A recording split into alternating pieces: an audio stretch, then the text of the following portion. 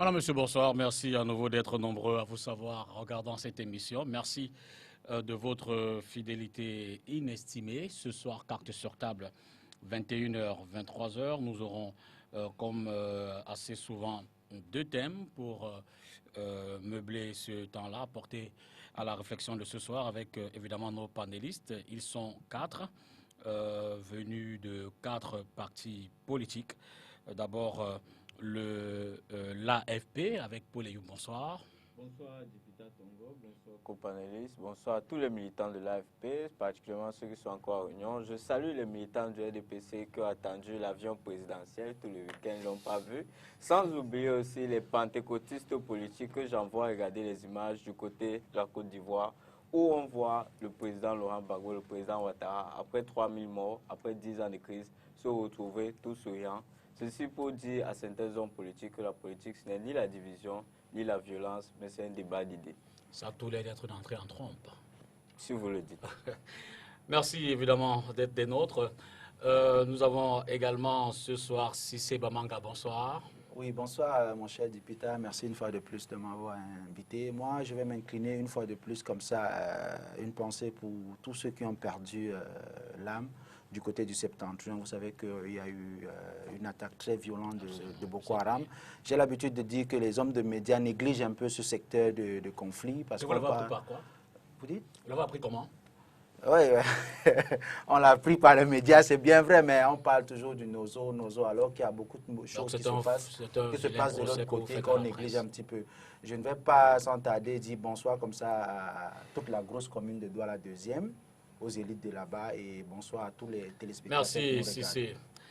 Juste à votre droite, nous avons Yves Abama. Bonsoir, vous êtes du RDPC. Bonsoir, député, bonsoir aux copanélistes. Bonsoir à vos nombreux téléspectateurs. Je suis heureux de représenter le RDPC sur votre plateau. Vous savez que chaque fois qu'on nous appelle pour venir lutter contre la manipulation, la jactance de l'opposition pentecôtiste, comme a dit Paul Eyou, nous répondons présent parce qu'il faut soutenir le lion, il faut dire tout ce qu'il fait de bon, il faut réaffirmer la détermination qu'il a à conduire le Cameroun vers des horizons meilleurs. Donc, bonsoir à tous les Camerounais qui soutiennent le Lion une fois de plus et je suis heureux d'être là. Je voudrais vous prendre avec cette question, si vous me permettez. Que s'est-il passé le samedi dernier? C'est samedi ou dimanche? L'annonce, puis dimanche, l'annonce, puis la désannonce du retour du président de la République. Bon, rien d'extraordinaire. Hein. Il n'est pas exclu qu'à des moments, il y ait des contretemps. C'est-à-dire qu'on peut prévoir une action, on est en politique, on est sur le champ de l'administration, la haute administration. Il peut arriver que certains décident de faire ceci et qu'à la dernière minute, ils soient rattrapés soit par la réalité, soit par un certain nombre d'éléments que le grand public n'a forcément pas. Donc que certains opposants du dimanche et de la 25e heure aient pu récupérer cette occasion pour meubler leur programme politique vide. Bon. Je voudrais saluer le dernier panéliste du mois, le quatrième panéliste de ce soir, Willy Mengue. Bonsoir, vous êtes du Yaoundé. Merci, vous êtes parti de Yaoundé pour être là spécialement ce soir. Merci à vous. Oui, monsieur Dipita, je suis fier d'être présent pour la première fois dans les locaux de STV. Nous sommes honorés.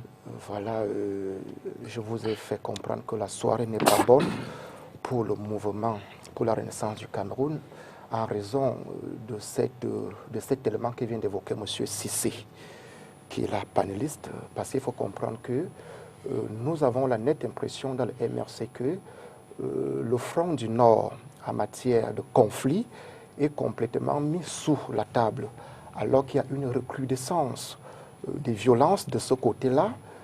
En moins d'une semaine, il y a entre 13 et 14 personnes qui sont tombées, pas des moindres. C'est des jeunes soldats. Nous avons d'abord eu vent de l'attaque, d'une première attaque qui a fait perdre la vie à 8 soldats. Alors cette nuit, 5 autres soldats sont tombés. De quelle façon? Calcinés, complètement calcinés, et un civil. Cela voudrait dire qu'il y a l'occasion idoine ici pour le RMC de demander au président de la République, en tant que commandant en chef, d'assumer je vous en prie, soyez poli, d'assumer. Nous sommes à l'entrée. Voilà, d'assumer ses responsabilités en tant que, bien sûr, c'est lui qui va évoquer le débat, d'assumer ses charges statutaires en tant que commandant en chef. Quand on déclare une guerre, il faut l'assumer. Il faut aller sur le terrain des opérations pour ne serait-ce qu'un changement de stratégie et rebooster le moral des soldats qui sont sur le terrain. Donc, cette guerre-là, elle n'est pas à négliger. Il faut avoir un regard là-dessus, vous qui êtes des hommes des médias. Merci. Je pense que la presse essaie de faire autant qu'elle peut, sinon plus, évidemment pour apporter cette information à la portée de nos différents publics, lecteurs, auditeurs et téléspectateurs. Willy, c'est votre première et tout comme Yves Abama dans cette émission, je voudrais sincèrement vous dire merci d'être avec nous ce soir.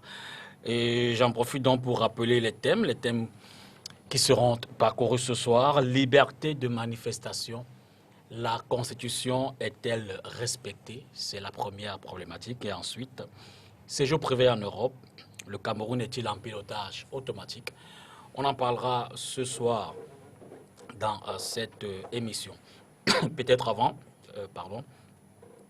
vous me permettrez de lire assez rapidement le contenu de cette sortie de presse, ce communiqué de presse, publié ce jour même par le SNJC, le syndicat national des journalistes du Cameroun, une alerte de presse à notre intention.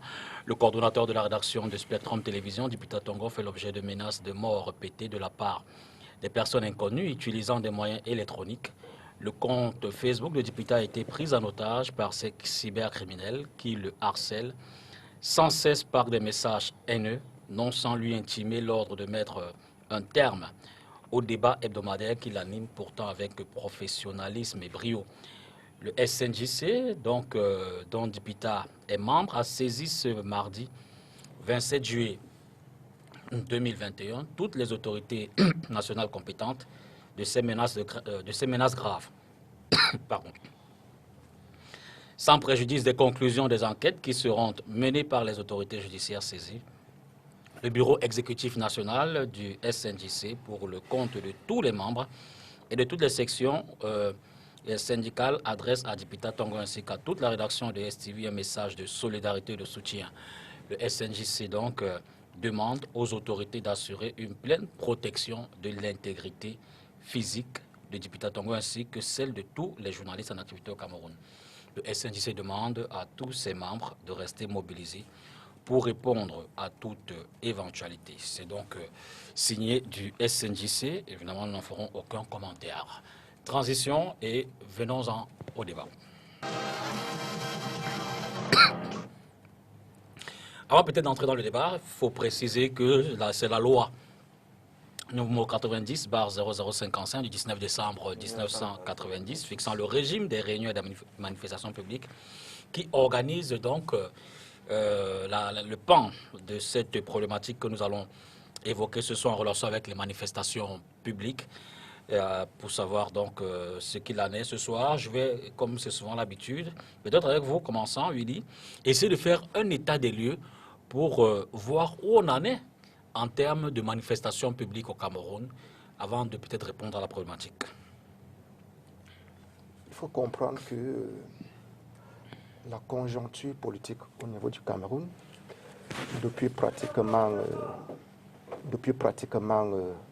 10 ans, c'est-à-dire à partir de 2010-2011, est complètement meublée par un paysage d'interprétation constitutionnelle biaisée en matière d'expression de liberté publique, notamment les manifestations publiques.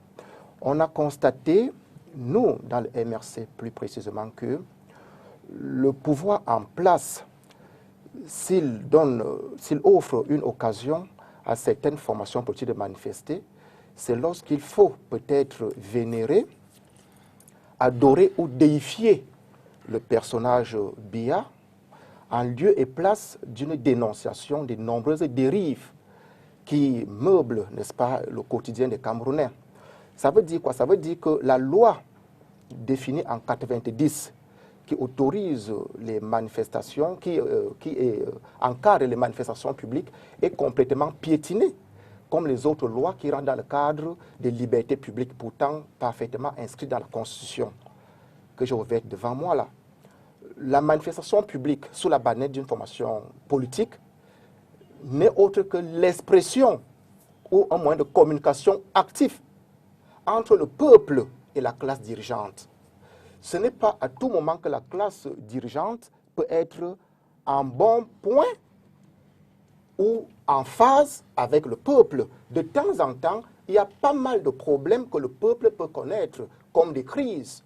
Ça peut être des crises sécuritaires, comme celles que nous évoquons dans le nord-ouest et le sud-ouest, ou face à Boko Haram depuis 2014. Ça peut être des crises de gouvernance politique ou des crises de gouvernance économique. Ça peut être des crises liées au manque des infrastructures, par exemple. Il y a un ensemble d'éléments, un ensemble de manquements qui peuvent, n'est-ce pas, se fixer sur l'actif d'une classe politique dirigeante. Il revient donc au peuple souverain d'exprimer de temps en temps la désapprobation ou le désaccord entre cette classe politique dirigeante et les attentes et les aspirations de ce peuple. Et cette expression se passe librement dans le cadre des manifestations pacifiques sur la bannière d'un parti politique. Sauf que le régime actuel, comme je vous l'ai dit, autorise les manifestations. Sauf, il faut que ces manifestations-là portent l'étendard de M. Biya. C'est à ce niveau-là qu'il y a problème. Le problème, c'est quoi, en fait? Le fait de procéder à la restriction des libertés publiques en interdisant systématiquement les manifestations publiques, c'est une opportunité que le pouvoir offre pour que les frustrés soient de plus en plus nombreux, pour que les indignés soient de plus en plus nombreux. C'est en fait, si vous entretenez un moteur à explosion, vous ouvrez les soupapes d'admission, mais vous fermez les soupapes d'échappement. Ceux qui sont indignés ne se retrouvent pas dans le régime en place. Il est de leur responsabilité d'exprimer cette indignation. Mais on ne peut pas le faire alors que la loi l'autorise, pas parce qu'il faut faire plaisir à quelqu'un, mais parce que la Constitution le permet, que la loi fondamentale. Donc, nous avons, la nation camerounaise souffre de ce problème, d'où la raison qu'on constate que c'est la diaspora qui, dans les pays de liberté, a la possibilité d'exprimer cette indignation. Merci. C'est de cela qu'il est question. Cissé, sur l'état des lieux. L'état des lieux, je pense que pour rester un peu républicain, pour faire les choses autrement, moi je dirais qu'il y a une loi qui est là, mais comme une fois de plus on le sait comment les choses se font dans ce pays, elle n'est pas respectée. J'ai envie de vous retourner, je suis plus du pur, parce que là je vois... C'était noté homme politique. Voilà, merci. Voilà, merci. Il ne faut pas faire la pub gratuite au plus. Merci. Bon, pour rester plus sérieux, je disais que je pense qu'une fois de plus, nous assistons là à des choses qui sont là, écrites dans ce pays, mais qui ne sont pas actées.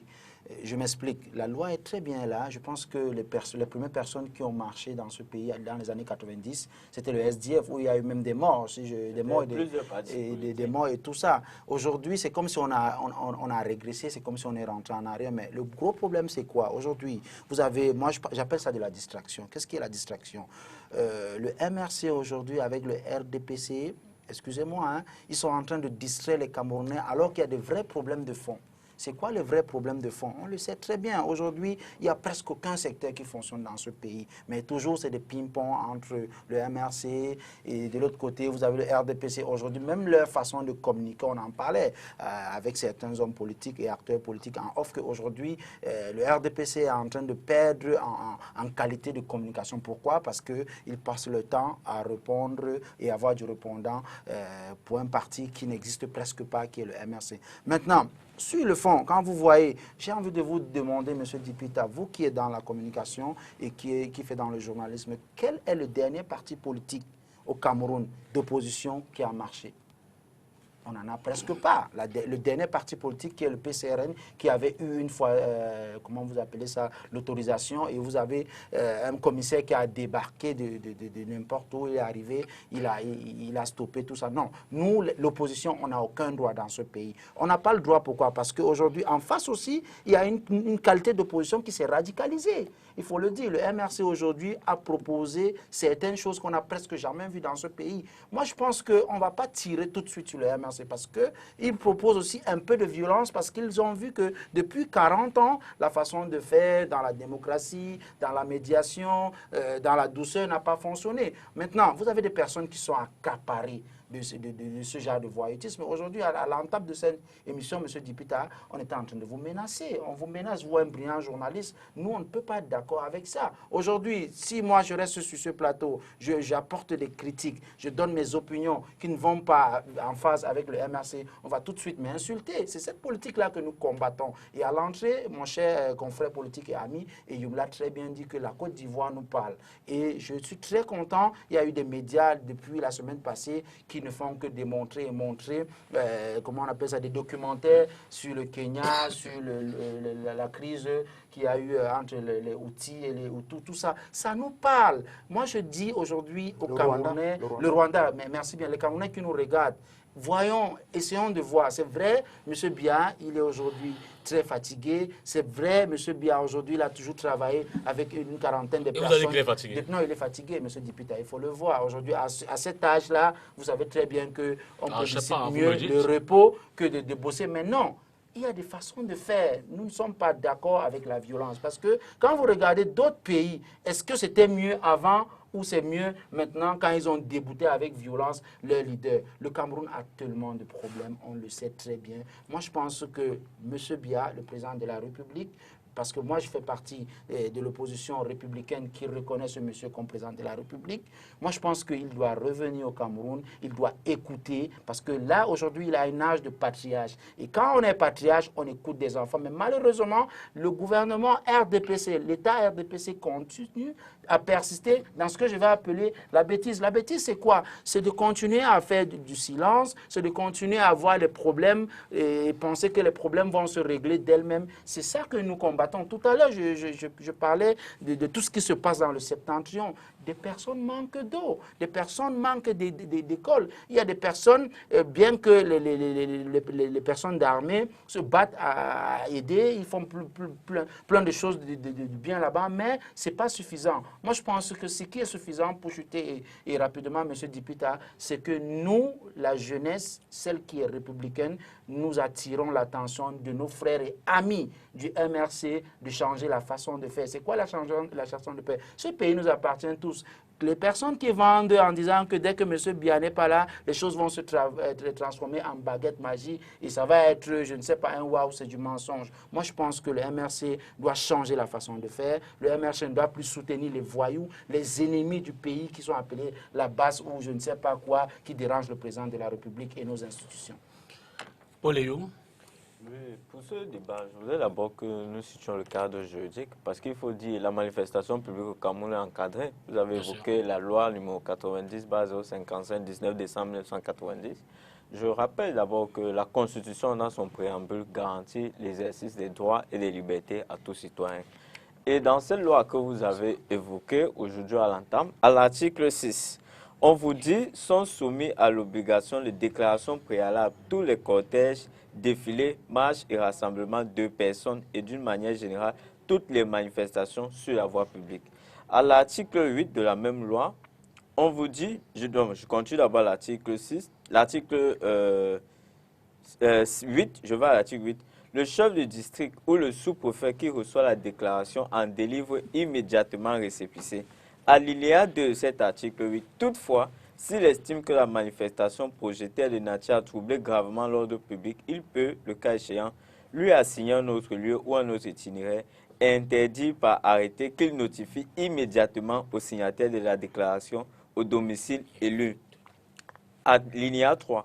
En cas d'interdiction de la manifestation, l'organisateur peut, par simple requête, saisir le président du tribunal de grande instance compétent qui statue par ordonnance d'un délai de 8 jours de sa saisine des parties entendues en chambre du conseil. À l'article 10 de la même loi, on vous dit L'article 9 déjà, on vous dit, sans préjudice, le cas échéant, les poursuites pour crimes et délits, est puni des peines prévues à l'article 231 Code pénal quiconque participe à l'organisation d'une réunion publique qui n'a pas été préalablement déclarée, fait une déclaration de nature à tromper les autorités sur les conditions ou l'objet de la réunion, est puni des mêmes peines quiconque, avant le dépôt de la déclaration ou après l'interdiction légale d'une manifestation, adresse par quelque moyen que ce soit une convocation pour y prendre part, fait une déclaration incomplète ou inexacte de nature à tromper sur les conditions de nature à tromper sur les conditions de la manifestation projetée. Alinéa 10. Sont punis des peines prévues à l'article présent les organisateurs de toute manifestation publique sans déclaration requise ou après notification de l'interdiction légale. Là, je viens de vous parler de la loi, de cette loi de 90, 057, 17 décembre 1990. Je le veux pourquoi? Parce que je ne voudrais pas qu'au long de ce débat, qu'on entende ici parler de prisonniers politiques. Maintenant que j'ai dit cela, je veux dire que dans la pratique maintenant, là où il y a un problème, c'est que l'article 8 que j'ai lu, dans lequel il y a l'exception selon laquelle une autorité administrative peut interdire une manifestation publique, au Cameroun, on constate que c'est devenu règle, surtout pour les manifestations qui concernent les partis d'opposition. Je vais vous prendre un cas spécifique qui a eu lieu la semaine passée à Yaoundé. Un parti d'opposition a annoncé sa marche. Le préfet, le sous-préfet a interdit cette marche pour deux raisons. Risque de trouble à l'ordre public et risque de propagation de la Covid. Dans la même semaine, vous avez lu le communiqué du représentant de la délégation départementale permanente du RDPC dans le Fundi, qui appelait les militants du RDPC à sortir massivement pour recevoir le chef de l'État à l'avion. Là, il y a peu d'interdiction. Je voudrais poser la question, est-ce que le président de la République, le chef de l'État, a le pouvoir d'arrêter la Covid? Parce que quand les autres ont annoncé leur marche, on a dit qu'il risque de propagation de la Covid. Mais quand le chef de l'État revient, on n'interdit pas ce déploiement pour risque de propagation de la Covid. Je crois qu'il faudrait que nos administrateurs soient quand même sérieux. Parce que ça, c'est un cas de jurisprudence. Et je veux dire quoi? Je veux dire qu'aujourd'hui, là où il y a ce problème, c'est ce 2 poids 2 mesures. Le PCN a organisé une marche, je crois la semaine passée, il y a 3 semaines, une marche sportive. Où ils ont eu le récépissé des déclarations. Je rappelle que nous sommes dans un régime de déclaration de manifestation publique et non un régime d'autorisation. Ils ont eu le récépissé, ils ont commencé les manifestations, mais en pleine manifestation publique, ils ont été stoppés par une autorité administrative. Là, il y a eu la violation de leurs droits et la loi leur permet, comme je l'ai lu dans le cadre de cette loi, de saisir le tribunal pour statuer sur à leur demande et peut-être réorganiser une nouvelle manifestation publique. Je veux dire à certains que là où il y a le problème, je peux comprendre certaines autorités administratives pour certains cas. Vous savez, quand vous avez la responsabilité d'une circonscription, il est parfois délicat. Vous avez les partis politiques qui annoncent qu'ils vont organiser une marche, peut-être pour dire qu'ils sont contre la guerre dans le Nozo, mais qui, en même temps, sur les réseaux sociaux, on voit leurs militants annoncer d'autres objets de la marche. Vous avez bien suivi la loi que j'ai lue, où on vous dit que si une personne fait une déclaration d'objet, l'objet de sa manifestation, et qu'on constate dans les faits que l'objet risque d'être dévoyé pour devenir autre chose, l'autorité administrative a le pouvoir d'interdire la manifestation publique. C'est souvent facile de dire non, il faut d'abord les laisser, sinon pas casser. Seulement, on oublie une chose, s'il arrive la casse, c'est l'autorité administrative qui va répondre parce que la casse aura eu lieu. Mais l'autorité administrative doit comprendre qu'on ne peut pas présumer permanemment du trouble à l'ordre public. Et puis, au Cameroun, il n'y a aucune loi qui définit l'ordre public. Parce que dès l'instant où l'ordre public n'est pas défini dans le cadre juridique, on peut tout y mettre. Même un monsieur qui tabasse sa femme à commande de la population, c'est du trouble à l'ordre public. Parce que c'est de la nuisance à la population. Donc, dès l'instant qu'on n'a pas défini le trouble à l'ordre public dans cette loi, on laisse donc les ventes à l'autorité administrative de décider de manière abusive et de manière arbitraire surtout de qui peut exercer une manifestation, qui peut être interdit une manifestation. Et je crois que c'est là où nous devons entrer dans une réforme, celle de la compréhension des droits de l'homme. Et c'est pourquoi l'AFP, nous disons, le chantier de la citoyenneté comprend non seulement les populations camerounaises, y compris les autorités administratives, parce que nous devons créer un état de droit dans lequel nous respectons la loi, les institutions et nous respectons les règles. Yves Abama, sur l'état des lieux. Bon, sur l'état des lieux, et je vais déjà m'étonner, je vais m'étonner de ce que certains commencent leur état des lieux en 2010-2011. Vous voyez?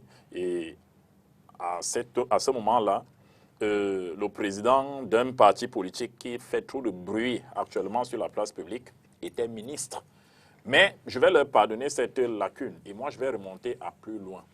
Avant les années 2000, remontons même aux années 90. Vous voyez, il y a eu un certain nombre de choses qui se sont faites. Il y a certaines manifestations qui ont souvent été projetées sur la place publique et dont la dangerosité n'a pas eu besoin qu'on aille à Harvard pour qu'elles apparaissent. Vous voyez, on ne peut pas être sur une scène politique avec des acteurs de la violence verbale, des gens qui viennent et vous disent « nous allons marcher demain pour aller déloger tel ». Aller déloger le président de la République, le président de tous les Camerounais. Donc vous voulez que le gouvernement du Cameroun vous donne une autorisation pour aller déloger son président. Vous voyez, c'est absurde. C'est absurde. Et je remercie Paul Eyum pour la loi qu'il vient de lire tout à l'heure. Il a tout rappelé, il a rappelé de façon intégrale. Et les décisions de l'autorité administrative jusqu'ici s'inscrivent dans le cadre de cette loi. Parce que vous avez posé la question, la loi a-t-elle été violée? Je réponds non. Aucune loi n'a été violée au Cameroun. Et mon cher Paul Eyum, même les exceptions que vous soulevez, vous avez dit tout à l'heure que l'objet d'une marche peut être dévoyé. Vous prenez l'exemple d'une marche du d'une manifestation du PCRN où l'autorité administrative serait intervenue. Qui vous dit que cette autorité n'a pas vu dans les manifestations quelque chose qui n'a pas été déclaré? Mais ils doivent notifier cela. Non, attendez. À un moment, mettez-vous à leur place. Et vous avez dit encore dans votre propos qu'il y a un couteau qui leur pend sur la tête. Il a bien quelque chose, c'est l'autorité qui répond. Donc, comprenez à un moment donné que l'autorité prenne des mesures sécuritaires. Et en ce moment, les mesures sécuritaires sont les plus urgentes. Il faut qu'elles s'imposent à tous. On ne peut pas être dans un pays où des gens, tout à l'heure on a parlé de prisonniers politiques. Heureusement, c'est vous qui en avez parlé, ce n'est pas encore nos amis de l'église, du MSC. C'est-à-dire qu'à la veille des marches du 20, c'était le 22 septembre, le professeur Kamto prend son stylo, il écrit, il dit, ils vont engager une série de manifestations qui ne s'arrêteront qu'avec la chute ou alors le départ du président Paul Biya du pouvoir. Voilà. Et ils disent même du dictateur. Imaginez-vous, voilà un monsieur qui est responsable d'un gouvernement, à qui vous demandez une autorisation de venir le déloger. Et je vous dis, mes chers, la manifestation de dimanche dernier, en fait, n'était que la suite de cette annonce de depuis... Non, l'annonce de la manifestation. Non, oui, l'annonce, bien sûr, bien sûr. L'annonce de la manifestation de dimanche dernier, en fait, n'était que la suite de cette défiance lancée depuis 2020. Ils l'ont dit, les manifestations ne vont s'arrêter qu'avec le départ de Paul Biya du pouvoir. Mais vous vous attendez à quoi? Vous vous attendez à quoi? La loi n'a jamais été piétinée au Cameroun. La loi sur les manifestations, la loi de 90 que vous venez de lire tout à l'heure n'a été que respectée. Je peux comprendre à un moment donné que certains se posent un certain nombre de questions qui se disent mais pourquoi à chaque fois quand c'est l'opposition? Mais là encore, je relativise et je vous prends tous à témoin ici. N'a-t-on pas vu les marches du RDPC dans ce pays être interdites? Je vais vous dire, non, il faut le dimanche, attendez, je dis pas qu'il n'y en a pas. Je donne les faits. Je donne les faits. Le dimanche où le parti insurrectionnel projetait sa marche, vous savez ce qui s'est passé à Yaoundé? Non, même pas ce dimanche. En fait, commençons déjà par les événements de Genève. Pendant que les badauds marchaient à Genève pour aller déstabiliser, perturber notre président de la République, il y a des gens à Yaoundé, des partisans du président de la République, des militants du RDPC, qui projetaient de faire plusieurs marches en soutien au président. Vous savez ce qui s'est passé? Les marches ont été interdites. D'accord? Les marches ont été interdites. Vous avez parlé de M. Timé Vouna tout à l'heure, qui aurait demandé à ce que les populations sortent massivement pour venir soutenir le président de la République. Mais mon cher Youm, c'est de la liberté d'expression. Le président, attendez. Je n'ai pas dit qu'il a tort. Justement, je vais vous dire que là, il est dans le cadre de sa simple liberté d'expression. C'est normal, c'est un militant qui En ce temps, vous n'avez vu personne dans la rue. Non, mais... Vous n'avez vu personne dans la rue? Non, Et puis, il n'y a pas l'avion. il n'y avait pas S'il vous l'avion. plaît, L'avion s'il vous encore dans les airs, c'est normal. S'il vous plaît. Dans Vous les- n'avez vu, dans les vous n'avez vu scènes, on a personne vu dans des la rue? personnes marcher, Vous n'avez vu personne dans la rue? Oui, oui, le Vous n'avez vu ministre personne? Alamine Je suis Ousmane encore, organise pour le une moment, je suis à Yaoundé. Vous n'avez vu personne dans la rue? Vous n'avez vu personne s'émouvoir ou s'ébranler pour faire ceci ou cela? À un moment donné, ne tombons pas dans la caricature. Aussi longtemps que l'opposition au Cameroun aura des postures de défiance, aussi longtemps que l'opposition au Cameroun ne se mettra pas sous la bannière de la République, honnêtement, il sera difficile qu'on accorde des autorisations à certains pour venir nous dire non, vraiment, on va catch up, on va Merci, faire. S'il vous plaît, je n'ai pas terminé. Je n'ai pas terminé. Et quelqu'un a dit tout à l'heure que la question c'était à quand remontent les dernières marches de l'opposition au Cameroun. Je vais vous dire, souvenez-vous de la période... Non interdite. Voilà, non interdite. Et je vais même dire non autorisée, mais... J'ajouterais en dehors des périodes... Justement, électorales. j'en viens. Il vous souvient qu'en 2018, avant même qu'on ait ouvert la campagne présidentielle, plusieurs acteurs de l'opposition étaient déjà sur le terrain. Non, là-bas, c'était Plusieurs. Non. C'était les s'il vous plaît. manifestations publiques, oui, mais pas les marches. Non. nous C'était sommes des ces manifestations. manifestations. Oui, mais c'était les manifestations publiques. Oui, ça, il y a eu des manifestations sur la place publique. On a demandé l'autorisation à personne. Je prends un autre exemple. Attendez. Ils ont fait les déclarations Non, s'il à vous plaît. Bama. S'il vous plaît. Laissez-le parler. S'il vous plaît. Je prends un autre exemple. Je dis la vérité. Un autre exemple. Il vous souvient que le président du MRC, dans ses villégiatures interplanétaires, revenant d'une de ses marches du sommet il était au Addis Abeba, en fait, avait choisi de rentrer par Douala parce qu'il savait que ses partisans y étaient. Vous avez vu ses partisans se lever sans aucune autorisation pour aller l'accueillir. Tout le monde a vu ces images.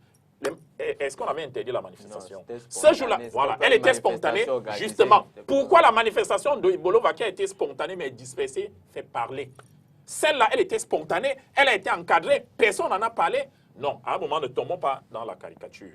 Il faut dire que nos États, les États africains sont tellement jeunes qu'ils ne peuvent pas s'accommoder d'une démocratie qui frise la défiance. Aussi longtemps que les gens viendront avec des discours de l'invective, les discours de la provocation, les discours de la haine, ils n'auront aucune place en République. Si le MRC veut manifester au Cameroun sur la place publique, que le MRC ait un discours républicain. Tant qu'il n'y aura pas de discours républicain, il y aura des interdictions. Ça, c'est le langage de la dictature. D'abord, Willy. Merci, monsieur Eyo. C'est le langage de la Parce dictature. que vous m'arrachez les paroles de la bouche. Non seulement monsieur Abama parle avec... Je voulais me le relancer parce qu'il dit qu'il n'y aura pas de manifestation à se demander si c'est le RDPC qui les interdit. Non, c'est pas le Mais RDPC. c'est justement C'est pas le Non, mais RDPC. je On parle, C'est pour ça qu'on parle. On a la posture. c'est ça la vérité, c'est ce qu'il a fait. Je l'aime les Je voudrais... Oui. Si c'est... Oui. Je Donnez-moi voudrais... une seconde. Non, une seconde, Willy. Je l'ai relancé qu'il réponde. Je lève l'équivoque. Je parle ici au nom du RDPC et c'est le RDPC qui est le parti au pouvoir. Et je suis en train de dire, non, je vous dis, le RDPC veille à ce que dans la pratique pardon, pas le RDPC, le gouvernement du RDPC veille à ce que dans la pratique de la politique, il y ait un certain nombre de rationalité, il y ait de la scientificité, que les gens respectent la règle. Vous ne pouvez pas nous dire, parce que c'est le RDPC qui est aux affaires, comme vient ici vous raconter, non, vous allez sortir n'importe quoi comme motif et on va vous demander d'aller marcher. Non, on ne peut pas. Je parle en tant que représentant du parti qui est au pouvoir. Si M. Abama a fini de faire la récitation, oh là là. Je crois que je peux prendre la parole. Je voudrais d'abord permettre à M.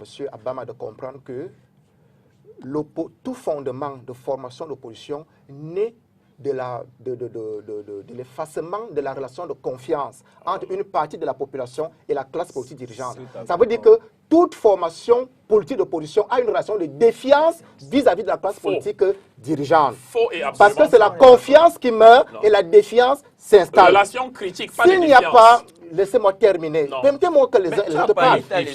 Si on vous laisse parler, ce n'est pas parce que vous dites très bien ce qui est pertinent. Hein.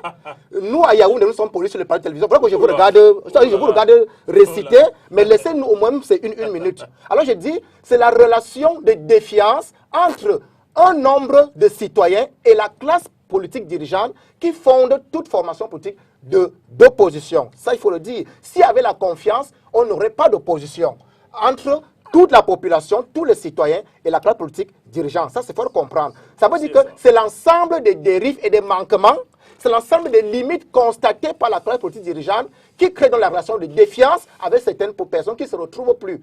Donc, éviter de nous envoyer là-dessus. Ça, c'est de l'autre. Je dis ceci, n'est-ce pas? Nous sommes dans un contexte bien précis. Nous parlons de manifestations publiques. Nous avons pris les cas les derniers cas. Nous disons que il y a quelques semaines, lorsque M. Biya s'est rendu à Genève, le président de la République, on a vu à l'extrême nord, je crois que c'était à Mokolo, comment est-ce que le ministre de la Santé publique a mobilisé les populations pour déifier M. Biya. On a vu à Kribi comment le député, le sénateur Mbamba, dans le même contexte, a mobilisé les populations au bord de la mer. Il a même prié pour que les populations déifient et adorent M. Biya. On a vu à Bertois, il y a 3-4 jours, dans la ville de Bertois, avec le ministre Joseph Lé, mobiliser plus de 10 000 jeunes pour soutenir M. Biya. Nous disons que le MRC a demandé à marcher légalement le 25 juillet. Pourquoi? Pour le vivre ensemble. Parce que l'unité nationale, il y a un péril qui est jeté sur l'unité nationale. Pour n'est-ce pas, exprimer leur solidarité envers les populations du nord-ouest et du sud-ouest et les populations du côté de Boko Haram. Ainsi que pour le tribalisme et contre le tribalisme et le discours haineux. On a vu comment systématiquement, vous n'avez pas lu, parce qu'en fait, vous n'avez pas le temps de lire et de lire. Vous n'avez pas pu écumer n'est-ce pas, la demande d'autorisation. Donc, il fallait manifester contre le tribalisme et le discours haineux, manifester pour le vivre ensemble.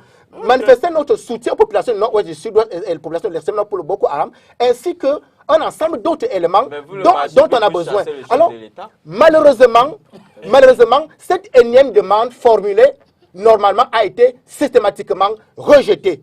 Nous disons qu'on ne peut pas continuer. Il est difficile de construire la démocratie pendant que certains occupent librement le terrain politique en excluant systématiquement d'autres. C'est de la tricherie.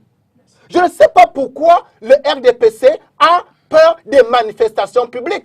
Parce que justement, vous savez qu'en manifestant publiquement, ce sera une occasion idoine d'ouvrir la boîte de Pandore. Pourquoi est-ce que la population manifeste en partie? C'est parce que d'un côté, il y a un ensemble de crises. Un ensemble de crises qui ne trouvent pas de solutions. Nous avons des crises sécuritaires. Nous avons des crises liées aux dérives de gouvernance. Nous avons des crises liées aux crises infrastructurelles. Il y a un ensemble de manquements. Et de l'autre côté, nous avons des institutions qui ne sont pas à l'écoute des cris des peuples. Dans cette tenaille-là, vous pensez qu'on va rester à observer? Au moins le Parlement qui représente toutes les couches de la population devait être à l'écoute du peuple. Malheureusement, le Parlement fait sur soi les préoccupations d'intérêt général. Le Parlement devait au moins une fois depuis au moins 2 législatures aujourd'hui débattre de la crise anglophone. Au cours de quelle session le Parlement a inscrit la crise anglophone qui fait tant de dégâts sur les vies humaines? N'allons pas dans tous les sens. Non, n'allons pas. Je dis ceci, n'est-ce pas? C'est pas au sujet. Je dis que si il y a manifestation publique, c'est parce que les institutions ne régulent pas. Ça veut dire qu'elles ne sont pas à l'écoute du peuple. Si elles régulaient normalement, ça veut dire que les institutions se retrouvent en position de délitement. Elles ne sont pas à l'écoute du peuple. Et là, le peuple n'a plus autre chose que on n'a plus autre moyen que de manifester publiquement. Et ces manifestations même sont complètement broyées. Vous croyez que pendant combien de temps on va rester dans le silence, dans la patience, en observant? Non! Il y a des risques, il y a des risques de dérive. Deuxième question. Et on n'est pas sûr que le lendemain est pour le mieux si on continue à rester si silencieux. Qu'est-ce qui peut expliquer, bon, peut-être pas expliquer, mais je veux dire, qu'est-ce qui peut justifier ces autorisations, encore que ce soit une déclaration, ces refus de par l'administration assez régulièrement de manifester lorsque les partis politiques en font la demande? Non, moi je pense que vous savez très bien que non seulement il y a une cassure entre l'État RDPC aujourd'hui et le peuple, il y a aussi qu'aujourd'hui, ceux qui nous gouvernent, ils connaissent très bien que les choses ne sont pas faites. Il n'y a rien qui fonctionne aujourd'hui dans ce pays. Oh là là. Non, mais nous vivons dans ce pays, mon cher. Nous sommes bien en train de personnellement, faire un débat. La dernière chose qui est le panier de la ménagère. Nous sommes bien. Aujourd'hui. Non, en réalité, je vous ai laissé parler. Nous sommes bien en train de faire un débat. Ouais, Bon, excepté les 2 ou 3 petits rigolos qui balancent des menaces ci et là, mais je vais dire que nous le faisons librement, sans interdiction, sans. Non, Je ne soutiens pas pour autant que les manifestations sont autorisées ou autre chose. Écoutez, M. Dipita, je disais qu'il y a une forme de fracture aujourd'hui entre l'État RDPC, je mesure mes mots, l'État RDPC et les autres populations. Pourquoi? Parce qu'aujourd'hui, personne ne fait plus confiance à l'autre. Et quand vous regardez très bien la chose aujourd'hui, j'ai envie de vous dire que presque aucun secteur ne fonctionne dans ce pays. Moi, j'ai envie de dire à mon frère du RDPC qu'aujourd'hui, même le panier de la ménagère aujourd'hui a pris un coup. La vie chère, c'est mondial, s'il te plaît. Ok, s'il faut justifier Thématique, la vie chère, problématique comme vous le mondiale. faites, quand il y a j'ai vu dans d'autres forats où vous dites que voilà l'inondation, il y a eu en Belgique, il y a eu aux États-Unis. Voilà, une problématique mondiale. Non, moi je pense que sincèrement aujourd'hui, l'État doit arrêter de faire le sort. L'État doit écouter les populations, l'État doit écouter les partis politiques. Parce que quand vous voyez, moi par exemple, je prends ce qui s'est passé dans l'extrême nord, je condamne fermement ce qui s'est passé. Parce que si autant on peut voir des mobilisations des ministres, de nos élites, pour, je ne sais pas, lancer des salam alek au président de la République, Paul Biya. Pourquoi ne pas le faire aussi, pour cette mobilisation, pour donner et mettre les problèmes des populations sur la table? Nous manquons presque de tout dans le septentrion, mais on ne voit jamais. Ici, à Douala, excusez-moi de la publicité, à l'hôtel Aqua Palace, il y a eu aussi un groupuscule d'élite de chez moi qui s'est rassemblé le dimanche, comme quoi il démontrait le soutien au chef de l'État. Mais rassemblez-vous aussi pour donner des problèmes qu'il y a face à nos situations, que nos populations vivent tous les jours. Non, vraiment ces 2 poids 2 mesures ne sont pas là. Je pense qu'aujourd'hui, si nous, on était à la place de l'État RDPC, nous allons faire la même chose, parce qu'ils savent très bien que s'ils laissent... Oui, okay. Parce que le RDPC, si le RDPC laisse une marche, je vais vous dire une chose. Donc vous voulez remplacer ce que vous appelez une dictature par une autre? Non, moi malheureusement, je ne fais pas partie. Non, je parle de lui, je ne parle pas de l'opposition. Je ne fais pas partie tous sont comme ça. Et on a mis en politique. Je ne fais pas partie de l'opposition radicale ou alors l'opposition qui ne respecte pas les institutions. Mais je sais qu'il y a un gros problème dans ce pays. Les problèmes dans ce pays sont connus. Vous n'avez même pas besoin d'être un homme politique pour voir que les problèmes existent.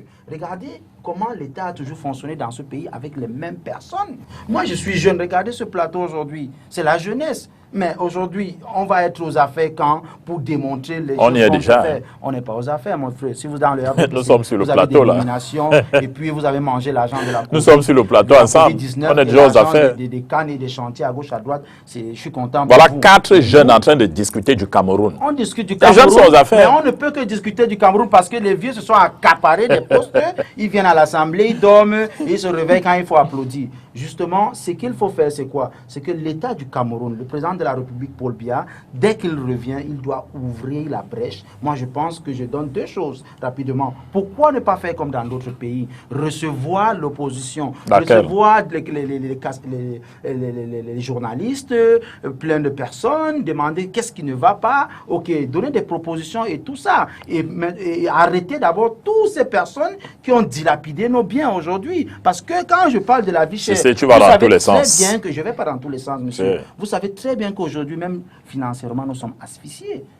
Nous n'avons pas d'argent. Voilà pourquoi nous partons prendre des crédits avec des taux exorbitants. Tout ça qui va payer, c'est nos enfants et nos petits-enfants. Changez votre façon de faire. Mais c'est tout ça qui fait que les personnes manifestent. On est hors sujet. Les choses ne fonctionnent pas au Cameroun. Non, mais je vous dis la vérité. Personne n'est hors sujet. Nous vous démontrons. Je pensais que vous étiez poli à Yaoundé. Vous êtes poli. Monsieur Dipita. Souviens-toi que vous êtes poli à Yaoundé. Willy, une seconde, Paul, s'il vous plaît. J'ai pas l'habitude. Une seconde. Non. Yves, je vous en prie, Willy. J'ai pas l'habitude. Ne me faites pas ça, je vous en prie. Ne le faites pas. Non. Non. Je demande d'arrêter une minute. Bien sûr que je... Non, vous n'allez pas me scotcher la bouche. Mais je peux vous demander de me permettre de parler? Allez-y donc. Je ne sais pas pourquoi cela vous énerve, monsieur. Vous pensez qu'on va pas vous dire pourquoi est-ce qu'il faut manifester? On ne manifeste pas pour rien. Il faut manifester Je pour vous ai interdit de parler. Vous ai interdit de parler. Vous pouvez me donner une minute? Non, vous n'allez pas nous fixer sur vos paroles. Vous pouvez me donner une minute? Vous pouvez me donner... Non, ne me faites pas allons-y. Vous pouvez me donner une minute? C'est possible? Je n'ai pas l'habitude de faire des plateaux où tout le monde parle en même temps. Je pense que chacun a un temps de parole conséquent pour prendre la parole, développer. Et je souhaite que lorsque quelqu'un développe, quel que soit ce qu'il dit, ne l'interrompez pas. C'est la moindre des politesses. Et je ne peux pas vous demander de me permettre de le dire. Vous me faites ce que vous faites là, Willy, je vous en prie. OK? Alors, c'est vous qui avez la parole. Si ça avait terminé. Oui, j'étais en train de dire que ce n'est pas qu'on était hors sujet rapidement, c'est que nous démontrons, je démontre les problèmes qu'il y a, les éléments négatifs, les éléments perturbateurs qui poussent l'opposition à vouloir être dans le radical, dans le voyoutisme. D'une façon, rapidement, je suis ce que ces Camerounais qui font aujourd'hui, qui sont à l'extérieur, qui dérangent la tranquillité du président de la République, eux-mêmes, ils ont dans leur cœur le problème de la double nationalité, par exemple, qui les dérange. Vous voyez ce que je dis? Donc, moi, je pense que c'est tout ça qui donne des frustrations, et tant que le RDPC sait s'il laisse une petite brèche à l'opposition, qu'est-ce qui vous fait pas que qu'est-ce qui vous démontre pas que si par exemple on donne une petite marche du MRC, ça va devenir quelque chose de grand, le PCRN, l'UDC, l'AFP et tout le monde va venir et ça peut prendre quelque chose, ça peut s'embraser. Donc voilà pourquoi moi je pense que l'État RDPC est très prudent à ce qui concerne les marches dans notre pays, le Cameroun. Paul Eyoum, sur les motivations probables, qu'est-ce que vous y mettez? Déjà, les Camerounais constateront avec moi deux choses. La première chose, de ma mémoire, jamais, au grand jamais, un administrateur civil, dit autorité administrative, une autorité administrative, puisque ce sont les administrateurs civils, n'est venu sur la place publique expliquer pourquoi il y a les interdictions de manifestations publiques. C'est toujours les militants du RDPC qui viennent justifier les décisions de l'administration. En d'autres mots, le RDPC a pris l'administration en otage. C'est pourquoi le RDPC se sent obligé de venir défendre l'administration, qui est pourtant une organisation libre et qui peut très bien s'exprimer, expliquer pourquoi elle interdit les manifestations publiques. Deuxième chose que les Camerounais vont constater sur ce plateau, c'est que ceux qui ont refusé d'aller aux élections, aujourd'hui, parlent du travail qui se fait à l'Assemblée nationale, parlent du Parlement. Je suis très content. Parce que ça montre que nous sommes en train de progresser. Les gens commencent à réaliser que la politique de la chaise vide ne paye pas. Et c'est pourquoi je suis fier d'être militant de l'AFP. Parce qu'à l'AFP, nous avons compris ce que c'est que la nécessité de la séparation des pouvoirs, ce que c'est que les institutions. Je vais vous parler d'un cas qui est arrivé il y a 2 mois dans le parti, où dans le cas de la préparation de la convention, il y a un conflit qui est arrivé, où le président par intérim a posé un acte qui ne répondait pas aux critères, au statut du parti. Étant donné que le parti a un dispositif où il a un contrôleur qui est là pour ça, qui agit comme exactement le Conseil constitutionnel pour la République, qui a mis fin aux agissements du président. Je vous dis, président national du parti, qui a stoppé cela, tout le monde s'est mis d'accord et on a recommencé à zéro. Pour vous dire jusqu'à quel degré à l'AFP, nous comprenons ce que c'est que la nécessité de séparer les pouvoirs et ce que c'est que l'importance des institutions. Et nous sommes contents, nous autres qui étions aux élections du 9 février 2020, que ceux qui n'y étaient pas célèbrent aujourd'hui le travail d'autres comme l'honorable Jean-Michel Nietzsche, grâce à qui on parle à Covid-Gate aujourd'hui. Je voudrais dire aux Camerounais que la manifestation publique, les causes, l'interdiction de la manifestation publique, les causes peuvent être nombreuses. Mais nous autres, nous préférons parler de ce qui ne marche pas. Et ce qui ne marche pas, c'est l'arbitraire. Parce que même les actes aujourd'hui qu'on peut qualifier d'actes subversifs, je mets ça entre guillemets, des actes subversifs, c'est parce que quand vous êtes étouffé, à un moment donné, vous ne pouvez plus, il faut que vous lâchez. Comment pouvez-vous nous expliquer qu'en 90, il y a eu des marches au Cameroun qui étaient encadrées en 90, il y a 30 ans, alors que nous étions encore au début de l'apprentissage du pluralisme politique. Et qu'en 2021, 30 ans après, on interdise les marches. Comment pouvez-vous expliquer ça? C'est pareil pour ce qu'on appelle l'axe Douala-Yaoundé. En 1994, on faisait ces routes à 2h30. En 2021, on fait 5 heures sur la route. Il y a quand même une logique, une certaine cohérence qu'il faudrait avoir à un certain moment. Et je crois que le Cameroun est en train de régresser. Quand je dis régresser, c'est en termes de comparaison avec d'autres pays. Quand vous prenez les pays de l'Afrique de l'Ouest, le Bénin, la Côte d'Ivoire, le Ghana, etc., vous voyez qu'il y a une certaine avancée démocratique. Parce que là-bas, en 90, lorsque le pluralisme politique, lorsque le multipartisme est arrivé là-bas, on a éduqué les populations sur la citoyenneté, sur ce que c'est que l'état de droit. Et c'est le travail que nous n'avons jamais fait au Cameroun. Et c'est dans ce registre que l'AFP compte d'abord s'inscrire en tant que parti politique. Et j'invite les uns et les autres sur la chaîne politique à comprendre que ce pays nous appartient tous. Si les gens veulent s'aimer le chaos et que moi, je parle pour mon cas, nous leur disons qu'attention, nous savons comment ça commence, nous savons jamais comment ça finit. La Libye nous parle, d'autres pays nous parlent, ils sont nombreux. L'Égypte, il y a le Zimbabwe, tous ces pays-là, nous savons souvent comment ça finit. Et quand nous leur disons cela, ils vous disent, ah, c'est vous qui soutenez le régime, vous êtes sadien, vous êtes opposants à l'opposition.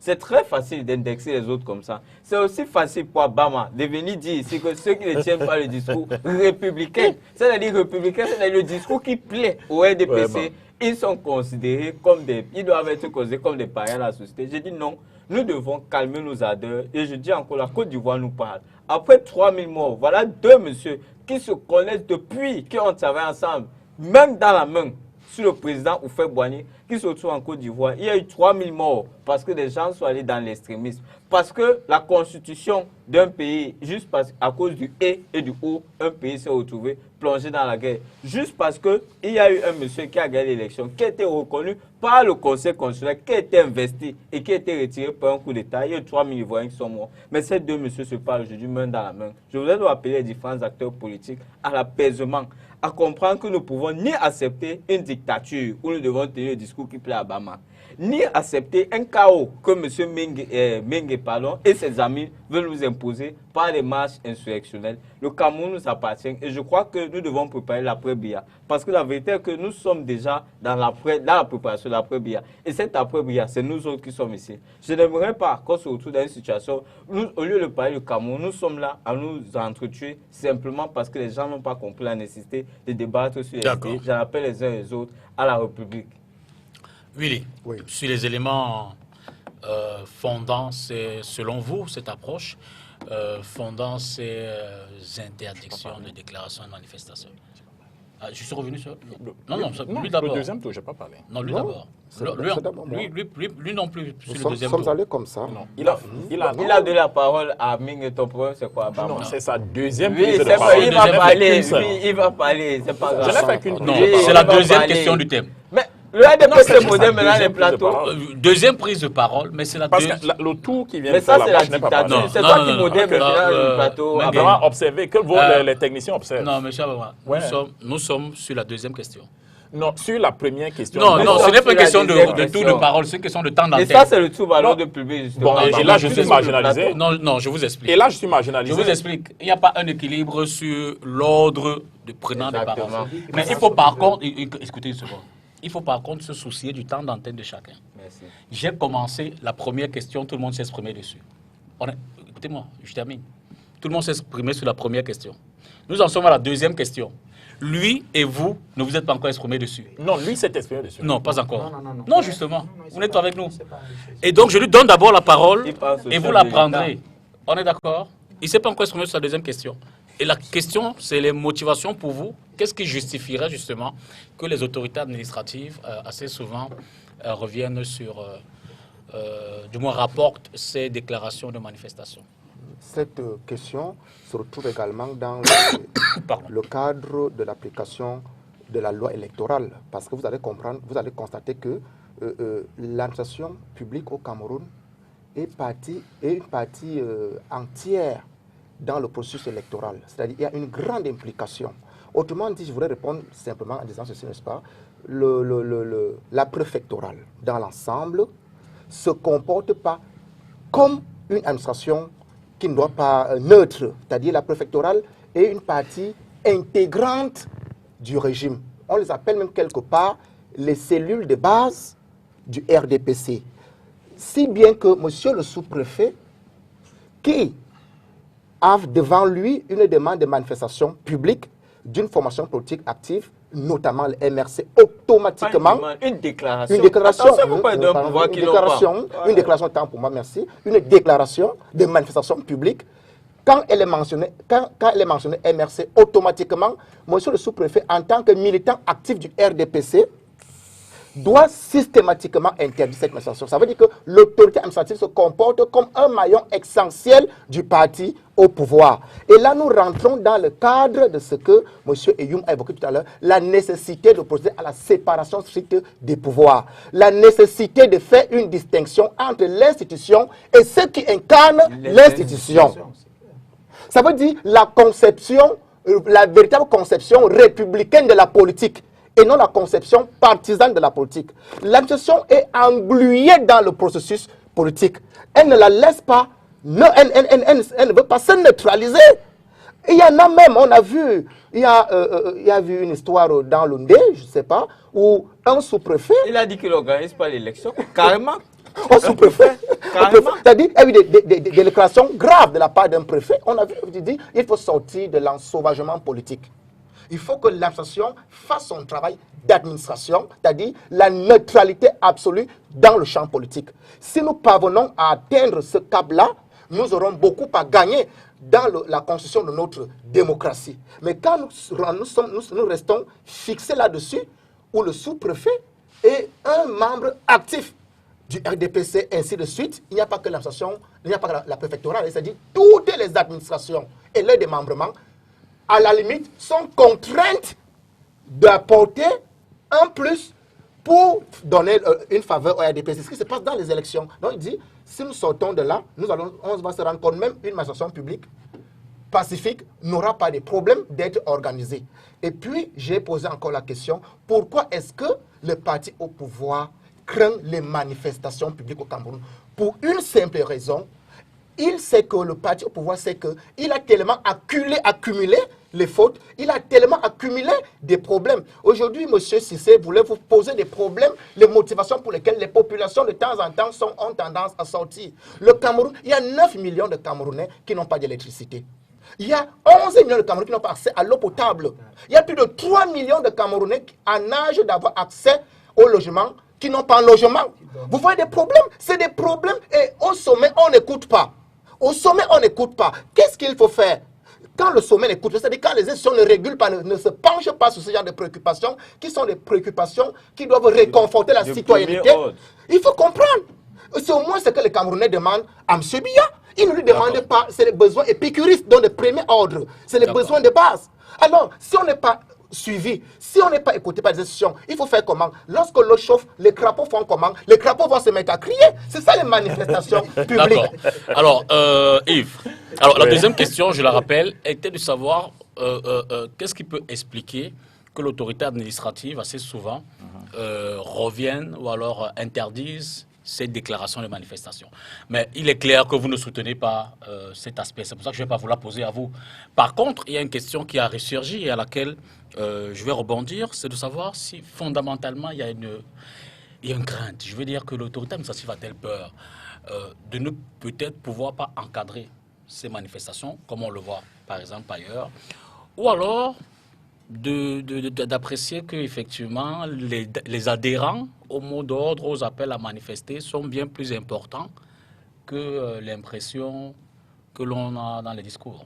Voilà, je vois que vous voulez me coller des œillères, hein, mais bon, je vais... Non, pas systématiquement. Et d'ailleurs, vous êtes libre de répondre. Hein, si non, je vais y répondre. Vous en préserver. Je peux Parce pas, que ce n'est pas l'argument que vous avez développé. Oui, je ne vais pas fuir la question. Bon, je commence en élaguant un certain nombre de préoccupations. Hein. Quand j'entends un militant du MRC venir nous dire de sortir de l'ensauvagement politique, mais j'ai envie de rire. Quand j'entends des gens qui n'ont d'argument que l'insulte, l'invective, les menaces, quand je l'entends dire qu'il faut sortir de l'ensauvagement politique, je me dis, mais c'est l'hôpital qui se fout de la charité. Il faut faire attention. C'est-à-dire que sortons des rêves, revenons dans la réalité. Maintenant, je viens à votre question. Vous avez dit, est-ce qu'on a peur? Est-ce qu'il n'est pas possible que l'effet des manifestations vienne montrer ci ou ça? Je vais vous dire une chose. Vous avez vu au lendemain de l'élection présidentielle ici, un candidat qui s'est autoproclamé élu. 8 octobre 2018. Voilà. Il vous a dit, j'ai gagné l'élection contre l'avis du Conseil constitutionnel, bien avant même que le Conseil constitutionnel se prononce. Et vous savez que lorsqu'on sort d'une élection, quelqu'un vient et vous dit, j'ai gagné cette élection, ça veut dire que c'est quelqu'un de populaire, c'est quelqu'un dont la parole pèse. S'il vous dit allons, le peuple ira.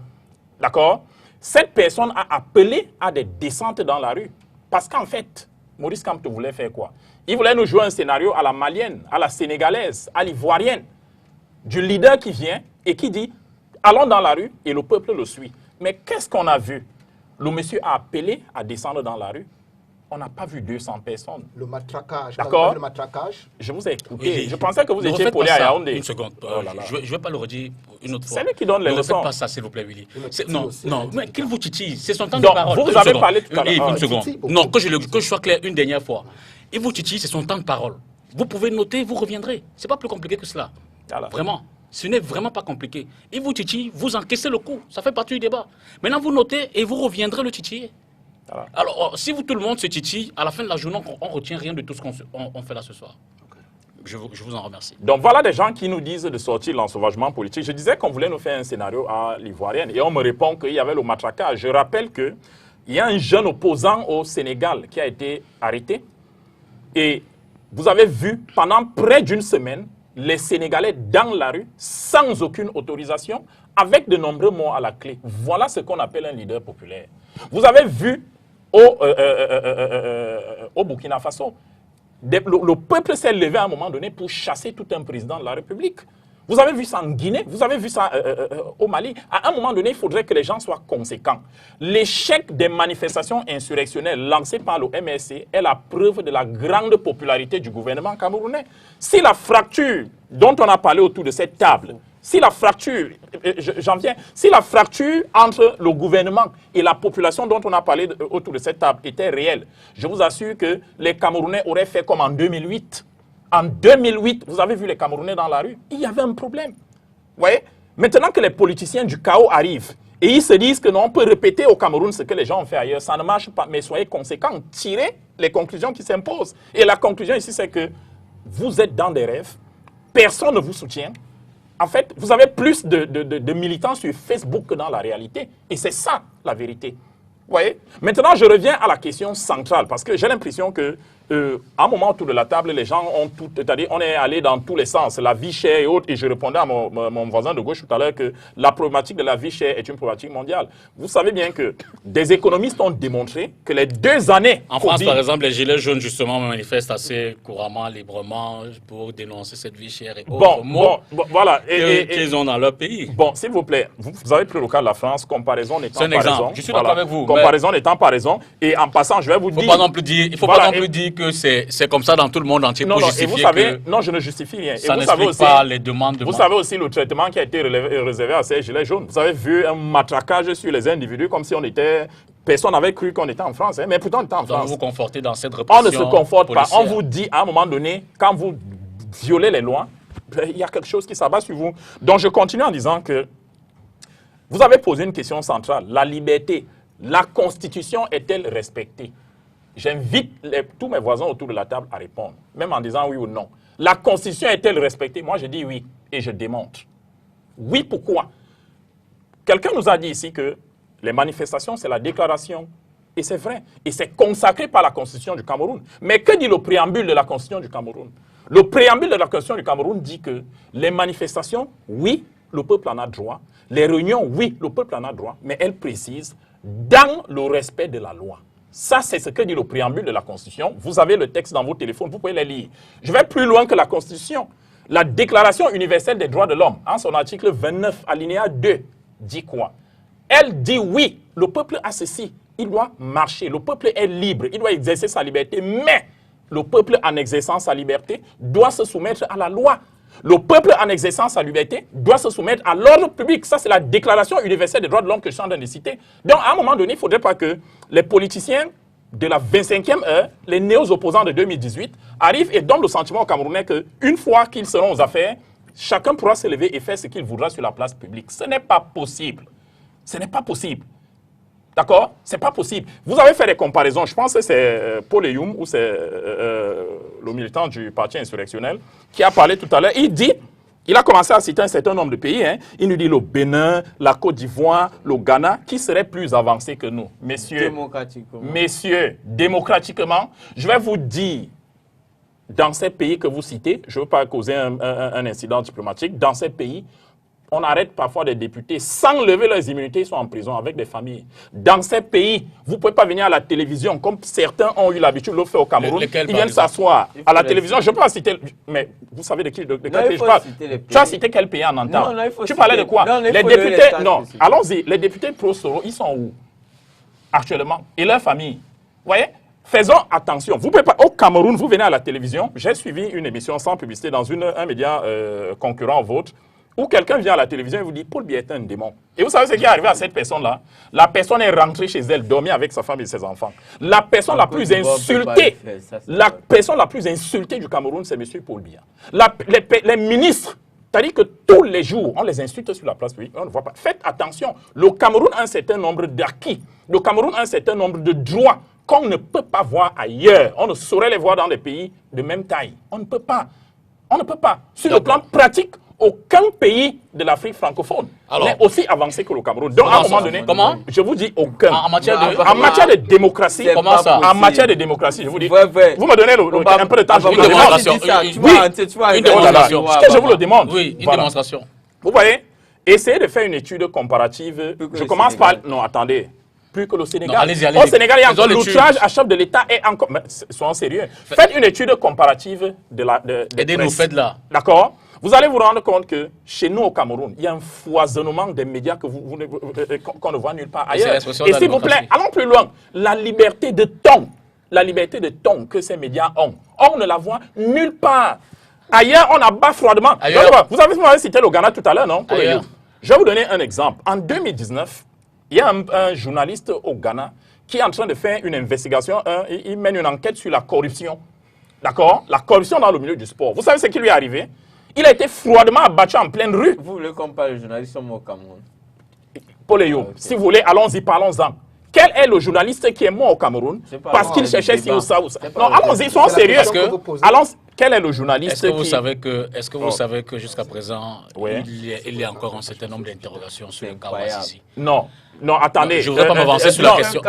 Non, permettez que je vous réponde. Vous avez évoqué, oui. Vous savez qu'il y a encore de fortes interrogations. Il y a une idée, ne laissons pas prospérer une certaine idée. Nous savons tous autour de la table que ce journaliste-là n'était pas innocent. Nous savons tous autour de la table, nous le savons. Nous le savons, arrêtons de nous mentir. Nous savons, à un moment donné, s'il vous plaît, à un moment donné, l'armée a communiqué. À un moment donné, l'armée a communiqué. On a exploité un certain nombre de choses qui ont révélé que ce journaliste n'était pas un journaliste comme M. Dipita Tongo. Non. Vous voyez, à un moment donné, quand on fait dans l'amalgame, on tombe dans un trou. Disons-nous les vérités. Il ne faut pas que les politiciens du chaos viennent récupérer un certain nombre de choses pour nous dire, voilà. Je suis en train de vous donner les pays. Je suis en train de vous dire que dans les pays de l'Afrique francophone où nous nous situons, je vous assure, vous ne pouvez pas aller à la télévision, vous tenez ce genre de discours. D'accord. Vous ne pouvez pas. Alors, comment on en sort? Je veux dire, le gouvernement du Cameroun. Je veux dire, la question reste donc... en fait, on a fait le constat. La Constitution est-elle respectée? On a fait le constat. Ils n'ont pas répondu. Moi, j'ai dit oui. Que quelqu'un dise non. Répondez. C'est la démonstration qu'ils font là depuis pratiquement 50 minutes. Non, la Constitution est-elle respectée? Qu'ils nous disent oui ou non. Et si quelqu'un dit non, il me cite la disposition qui n'est pas respectée. Quelle est la disposition de la Constitution qui n'est pas respectée en matière de liberté? C'est ce qu'on vient de faire tout à l'heure. Que chacun vient de faire tout à l'heure comme démonstration. Donnez-la encore la parole, moi je vais me taire. Qui nous dise la disposition de la Constitution? La question de sortie. Quelle est la disposition constitutionnelle qui n'est pas respectée en matière de liberté au Cameroun?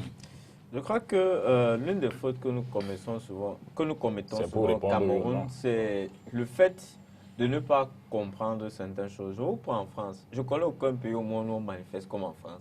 Chaque jour, vous mettez le journal en France, il y a une manifestation. Je n'ai jamais compris ce pays. Après, c'est les États-Unis.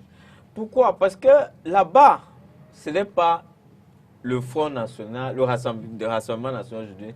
Ce n'est pas la République en marche, ce n'est pas les partis politiques qui organisent les marches. C'est les groupes sociaux, c'est les mouvements sociaux, c'est les syndicats, etc. Ce sont eux qui organisent les marches. Au Cameroun, nos partis politiques veulent seulement organiser les marches qui concernent les affaires politiques. Il n'y a pas de marche pour le poisson qui coûte cher au marché. Il n'y a pas de marche pour le délestage permanent des néos. Il n'y a pas de marche pour les coupures intempestives, même d'eau. Il n'y a pas de marche pour les problèmes de société. Voilà déjà l'erreur que nous faisons au Cameroun. Quand nous, tout le monde, chacun veut marcher parce qu'il veut revendiquer, tantôt c'est la victoire de son président, tantôt c'est revendiquer pour des causes pour lesquelles il n'a jamais été d'accord, les affaires de la CAN. Je ne veux pas qu'on organise la CAN. Quand on m'a organisé, c'est moi qui organise encore les marches pour demander la justification d'une compétition que je ne voulais pas. C'est ce genre de choses, je crois que nous devons arrêter ça. Nous devons mettre en priorité les problèmes des Camerounais. Nous sommes à la veille de la rentrée scolaire. Tout le monde connaît les difficultés que les parents ont en cette veille de rentrée scolaire. Nous sommes en période pluvieuse. Tout le monde connaît les difficultés qu'il y a dans les quartiers comme Misoké.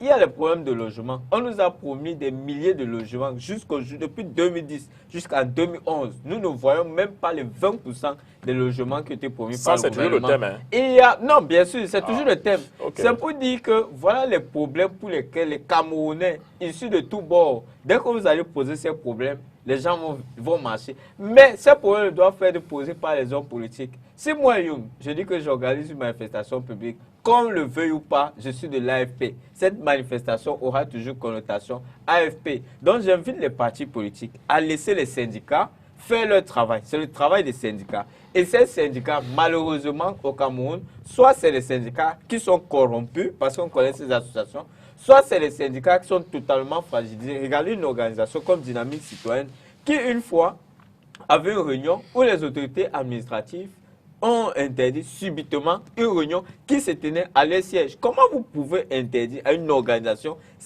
citoyenne de tenir une réunion à son siège? Vous avez les militants du CPP qui ont été arrêtés ici juste à la sortie de la réunion à leur siège. Tout ça, c'est des entraves aux droits et aux libertés des citoyens. Dès l'instant donc il y a ces entraves, vous avez donc le blocus de ceux qui sont les extrémistes qui se disent que si on n'arrive pas à respecter la défense des droits et libertés des modérés, est-ce que c'est pour nous les extrémistes? Merci, c'est là où ils vont aller. Rapidement, j'ai envie de dire à mon copanéliste de droite, qui est celui du RDPC, qui a cité le dynamisme de Ousmane Sonko, qui a cité mon ami Fadel Barro du Burkina. Tu as des amis là-bas. Qui a cité Fadel Barro, on est amis, ça je te dis personnellement. On est amis. Bon, maintenant, qui a cité les gilets jaunes et tout. Non, je n'ai pas cité les gilets jaunes. Vous avez cité les gilets jaunes. Non, c'est moi qui en ai pris l'exemple. Ok. Oui, mais après il a dit il faut me prêter un peu d'argent, pas les mots. Que les gilets jaunes étaient matraqués là-bas. Mais sauf que j'ai envie de vous dire que dans ces pays que vous avez cités, quand vous prenez notamment le Sénégal ou alors le Burkina, là-bas, comme M. Youm l'a très bien dit à l'entame de cette émission, la démocratie est très avancée là-bas. Oh là là. Nous encore, on se bat encore parce qu'on se bat très bien. Maintenant, les gilets jaunes, quand vous prenez les gilets jaunes qui ont fait des marches, bien qu'ils ont été matraqués, au moins ils ont obtenu certaines choses qu'ils ont cherché à avoir. Mais au Cameroun, moi je vais vous dire aujourd'hui une petite anecdote de la semaine passée.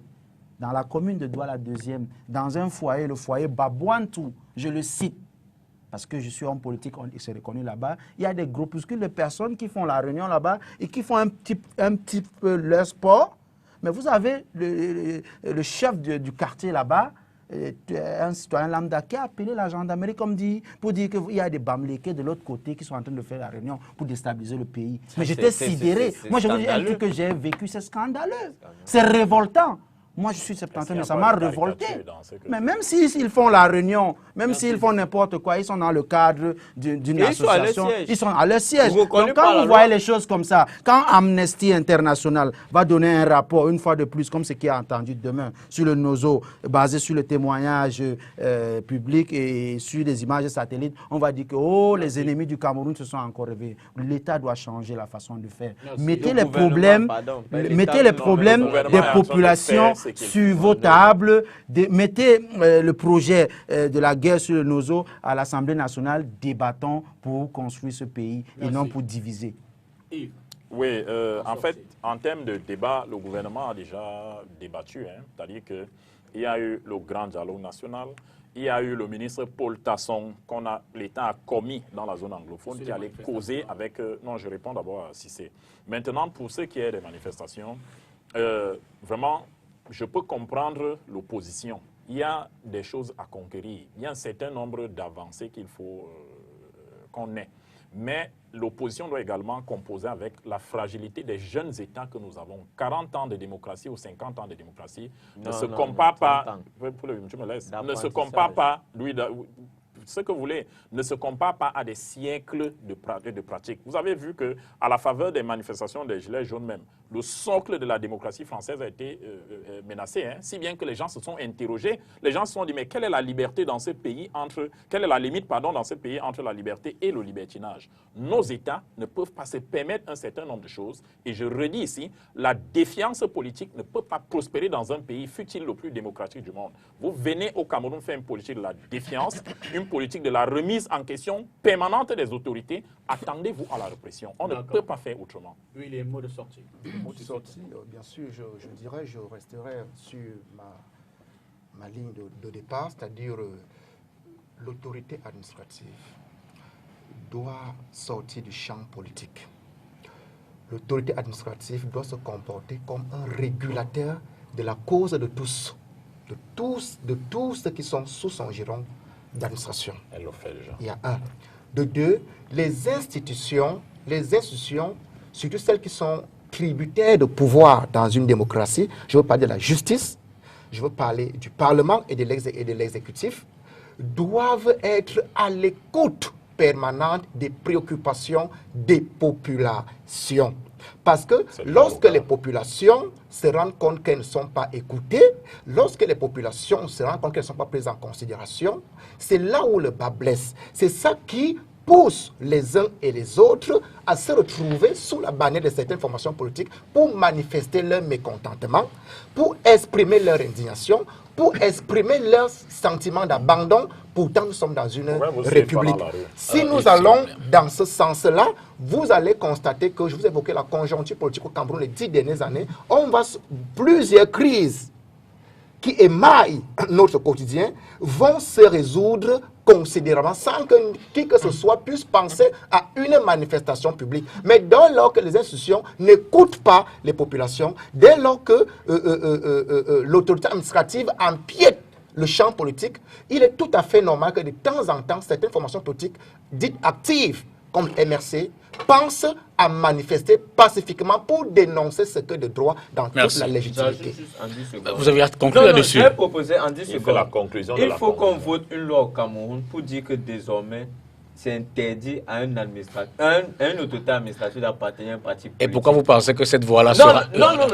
Une seconde, calmez-vous une seconde. Laissez-moi vous relancer. Non. Si c'est ça. Vous avez vu la carte de membre d'un Paul, vous avez vu ça un jour? Une seconde. Qu'est-ce que vous fait croire que cette nouvelle loi sera respectée par ceux-là que vous dénoncez aujourd'hui, qui ne respectent pas, selon vous, l'actuelle loi? Cette loi n'oblige pas l'autorité administrative à se sentir comme militant. Je vous prends un cas, à Baganté, comment vous expliquez que l'autorité administrative refuse d'organiser l'élection d'un conseil municipal? Ça, c'est le militant. Vous faites de désordre. Non, c'était juste vous faites de désordre. Aucun administrateur c'est bon, on a conclu. Du RDPC. On prend la transition et on passe au débat. Je reviens sur cette question néanmoins. Pour transition. Pardon? Aucun administrateur n'est membre du RDPC. Aucun. Je vous m'en définis. Voilà, deuxième thème, je voulais vous reprendre en un mot. Vous dites aucun administrateur, Yves, n'est membre du RDPC? Aucun administrateur. Je vous mets au défi, vous êtes journaliste. Je vous prie de me sortir. Vous savez que Facebook nous montre tout aujourd'hui. Cherchez-moi la carte de militant d'un administrateur au Cameroun. Vous la balancez sur la place publique. Vous nous dites. Non, vous voulez dire. Je vais vous voulez certainement dire les administrateurs civils, les sous-préfets et autres. Je ne parle pas, je parle de ça, la préfectorale. Hein. Voilà. Je ne parle pas aucun sous-préfet, aucun gouverneur, aucun préfet n'est membre du RDPC. Est-ce que ça les exempte d'éventuelles influences, sachant que le pouvoir politique néanmoins est celui qui nomme... Sentez-vous libre de spéculer, mais la réalité c'est que personne parmi ces gens n'a une carte de militant de parti politique, sauf si les opposants ont en leur sein des habilitateurs. Le gouverneur fait le quoi au rassemblement du RDPC? Spéculer, le gouverneur, s'il vous plaît. Voilà, attends, je vais te dire. On parlait de la loi tout à l'heure. La loi sur les réunions publiques, vous savez ce qu'elle dit? Elle dit que, c'est-à-dire que quand toi tu organises ton congrès là, en fait, l'autorité administrative peut envoyer un représentant y siéger pour les Youm. C'est la loi sur les réunions. D'accord. Qu'un gouverneur soit une manifestation du RDPC, ce n'est pas, c'est normal, c'est dans le cadre de la loi. Deuxième thème, séjour privé en Europe. Évidemment, sous-entendu, séjour privé du président de la République. Bien sûr. Le Cameroun est-il en pilotage automatique? C'est la problématique qu'on va essayer d'aborder, hein, sur laquelle on va développer.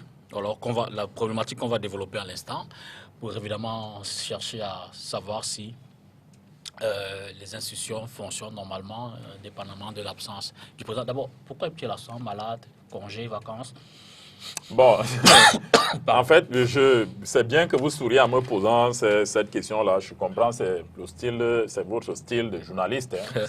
C'est toujours ça. Mais bon, vous savez, les gens sont tellement informés au Cameroun que si le président de la République était allé en Suisse pour un cas de maladie, je suis sûr que les informations inonderaient Facebook. Au fait, où est-il? Vous avez vu? Commençons par là. Non, attendez, je vais vous dire. On vous avait dit, vous avez lu le communiqué, court séjour privé en Europe. C'est ce qu'on avait dit, n'est-ce pas? Voilà. Et certains l'ont soupçonné d'être à Genève. D'autres disaient non, il était à Cannes, il a dribblé la basse, il a fait ci ou ça. Ce que les Camerounais doivent retenir, voilà, et les amis Kao, c'est eux-mêmes qui l'ont dit. Ce que les Camerounais doivent retenir, c'est que le président de la République est allé travailler pour eux. Des personnes très sérieuses. Je vais non, bien sûr. Et s'il vous plaît, profitons pour éduquer les Camerounais. Nous faisons de la politique, mais nous pouvons faire de la pédagogie pendant que nous faisons de la politique. Je rappelle qu'en diplomatie, il existe 4 types de visites entre les États. D'accord? Vous avez la visite officielle, vous avez la visite d'État, je dois même dû commencer par la visite d'État, vous avez la visite officielle, vous avez la visite de travail et vous avez la visite privée. D'accord? Et tous les diplomates sérieux vont vous dire, j'insiste sur l'épithète sérieux, vont vous dire que ce qui se fait lors des visites d'État et des visites officielles, ou même des visites de travail, se prépare pendant les visites privées. La preuve, c'est quoi? La preuve, c'est que le président en Suisse bénéficie d'un certain encadrement selon les règles de la diplomatie. Il n'est pas en vacances. Et quelqu'un vous a dit ici que, quelqu'un l'a annoncé à l'opinion publique, le président de la République reçoit Genève, où on le soupçonne d'être, où il est, manifestement. Genève, c'est un carrefour des affaires au niveau mondial. Vous voulez des financements, Genève, c'est la bonne place. Vous avez entendu parler de la crise anglophone. Ne souriez pas, je vous dis ce qui est vrai. Vous avez entendu parler de la résolution de la crise anglophone et beaucoup de personnes qui ne sont pas du RDPC vous ont dit qu'il y aurait de ce côté-là, c'est un médiateur. Donc, posez la question de savoir où il est, qu'est-ce qu'il fait. Vraiment, j'ai le sentiment que nous sommes dans la blague pour redevenir sérieux. Comment? Si nous sommes dans la blague, vous ne l'avez pas dit. Non. Je veux dire que... C'est que vous voulez. Non, laissez-moi vous permettre que je relance. Oui, donc vous voulez dire que les Camerounais qui se demandent aujourd'hui où est le président de la République sont dans la blague? Non. On dit que le président de la République est en Europe. Quelle est l'adresse de l'Europe? Bon, je vais vous dire. Quand je dis ceux qui posent le problème comme ça sont dans la blague. Pourquoi? Non, moi je le pose comme ça, je suis convaincu que je ne suis pas dans la blague. Bon, ça c'est vous qui êtes convaincu que vous n'êtes pas dans la blague, parce que moi j'ai un avis contraire. Le président de la République est en Afrique, c'est où en Afrique? Non, le président de la République est en Europe. Où en Europe? L'Europe, s'il vous plaît. L'Europe est vaste. L'Europe, c'est l'Europe des affaires. L'Europe, c'est l'Europe des rencontres. L'Europe, c'est l'Europe des partenariats. Il est où en Europe? D'accord. Le président de la République est en Europe. Retenez ça comme ça. Et non, suivez, ne me tournez pas en bourrique. Le président de la République est en Europe. Il travaille, je m'en tiens au communiqué officiel. D'accord. Il travaille, il travaille pour le Cameroun. Et quand le travail pour lequel il est allé en Europe, il y en a qui ont dit ici que non, il est allé se reposer. Et je vous rappelle qu'un journal suisse a décrit l'hôtel intercontinental, où il vous a dit que cet hôtel n'est pas si luxueux que ça. C'est-à-dire que le luxe de l'hôtel continental ne vaut même pas celui qui a étudié. Pourquoi on nous dit ce qui est le président? Mais c'est la vérité. C'est Suisse Info, allez chercher. C'est pas moi qui le dis. Merci Yves. Alors Paul, sur la deuxième thématique, justement, il est question de savoir si, en l'absence du président, pour des raisons pour l'instant non officiellement connues, si vous avez le sentiment effectivement que... En passant, il a aussi le droit de se reposer. Oui, évidemment. C'est pour ça qu'on se demandait s'il est en vacances, s'il est... Abamali qu'il est en Europe. S'il est en Europe, c'est vague. Il y a plusieurs... Vous avez la parole, Paul. Déjà, je prends les Camerounais à témoin que ceux qui ont dit qu'il y a eu le grand dialogue, et que ça s'est très bien passé, disent aujourd'hui que le chef de l'État rencontre encore les gens là-bas dans le cadre de pourparlers. Non, c'est des hypothèses. Non, ils vont vous assurer. Qui ne travestissent pas. Non, Voilà. laissez Voilà. noter. Mais c'est ce qu'il a dit sur ce Hypothèses, plateau. ce sont les Non, hypothèses. C'est ce qu'il a dit sur ce Et plateau. Comme il y a notez- aussi l'hypothèse, notez, lui vous allez fait être réagir. à la plage. Laissez aussi ceux qui ont l'hypothèse selon laquelle le chef de l'État est à la plage, il est en train de se reposer. C'est Oh aussi là une là. hypothèse. Maintenant, pour être plus sérieux et parler de la gestion du pays à l'absence du chef de l'État, honnêtement, si vous posez la question en Cameroun dans la rue, quelle est la différence entre la présence de M. Biya au Cameroun ou à l'étranger? Il n'y a aucune différence. Sincèrement, on ne voit pas de différence. Quand le chef de l'État est là, on voit toujours les courriers qui sont signés par le secrétaire général à la présidence de la République. Quand il n'est pas là, c'est le même ministre d'État, secrétaire général à la présidence de la République. Il n'y a que différence dans le fonctionnement de l'État. La présence du chef de l'État depuis des années au Cameroun, s'il y a encore des Camerounais, surtout, je parle surtout aux jeunes, comme ceux qui sont allés en prison le 22 septembre pour rien. Pour un monsieur qui a 87 ans, qui a 40 ans au pouvoir, s'il y a encore des Camerounais qui pensent sincèrement que la présence du chef de l'État au Cameroun impacte encore dans la gestion de ce pays, c'est que premièrement, ils n'ont rien compris à une organisation. Parce qu'une organisation, c'est au-delà des hommes. Ça veut dire que le président de la République soit là ou pas, le pays Cameroun fonctionne. doit d'abord fonctionner. C'est ça une organisation. Deuxièmement, c'est les gens, ceux-là, c'est ceux qui n'ont pas compris que le président Biya est à un niveau où il a confié des responsabilités à des individus qui doivent répondre de leurs actes à tout moment. Et il est à un niveau où le président de la République, sincèrement, sa présence n'a pas amélioré le panier de la ménagère. Sa présence, je veux dire au Cameroun, le panier tout dit, n'améliore pas le panier de la ménagère. Son absence, je ne vois pas ce qui a changé entre le jour où le président Biya est parti à l'étranger et cet instant. Puis, même quand le président de la République va à l'étranger, comme Abama voulait dire, je n'ai pas encore vu les financements que le président de la République a ramenés dans le cadre des séjours privés. Ah je bon? précise, dans le cadre des séjours privés.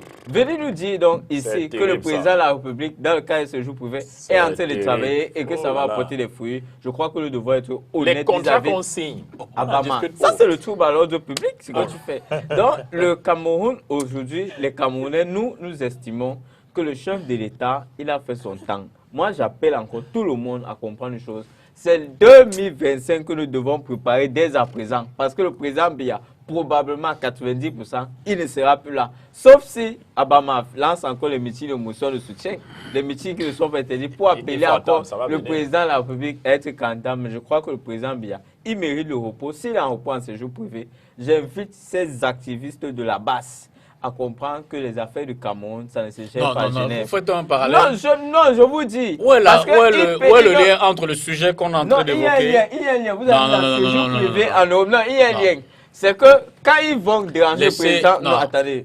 Parce Quand qu'on a fait toute une thématique, on a fait tout un débat je dessus. ne refuse pas. Mais ce sont mes mots. Quand la base Oui, va mais que vos perturber... mots cadrent avec le Non, débat en cours. Oui, mais dans sa carte, quand la base va perturber Non, non, non, le non, séjour non, du chef de non, l'État, non. je ne pense pas qu'il doit voter à l'Assemblée nationale parce qu'il perturbe euh, le séjour du chef de l'État. D'accord, c'est Je compris. reste dans là et je conclus. Les parlementaires qui sont les élus, ils ont fini la session dernière. Il y a la session budgétaire qui arrive. Actuellement, tous les départements ministériels sont en train de préparer leur budget. Ça montre que l'État du Cameroun, même en l'absence du président Biya, peut se construire. C'est pourquoi j'invite tous les Camerounais à penser à construire le Cameroun avec ou sans le président Biya ou tout autre homme, parce que le Cameroun est au-dessus de nous tous. D'accord. Merci de démontrer qu'on a les Willy, structures Willy vous a fortes. sagement écouté, hein. Observez-le. J'espère Pas qu'on mal. va l'écouter aussi. Alors, sur la problématique, sachant que le président est officiellement C'est là ce absent qu'il va dire. pour un court séjour en Europe, quand vous regardez le fonctionnement du pays, vous vous dites?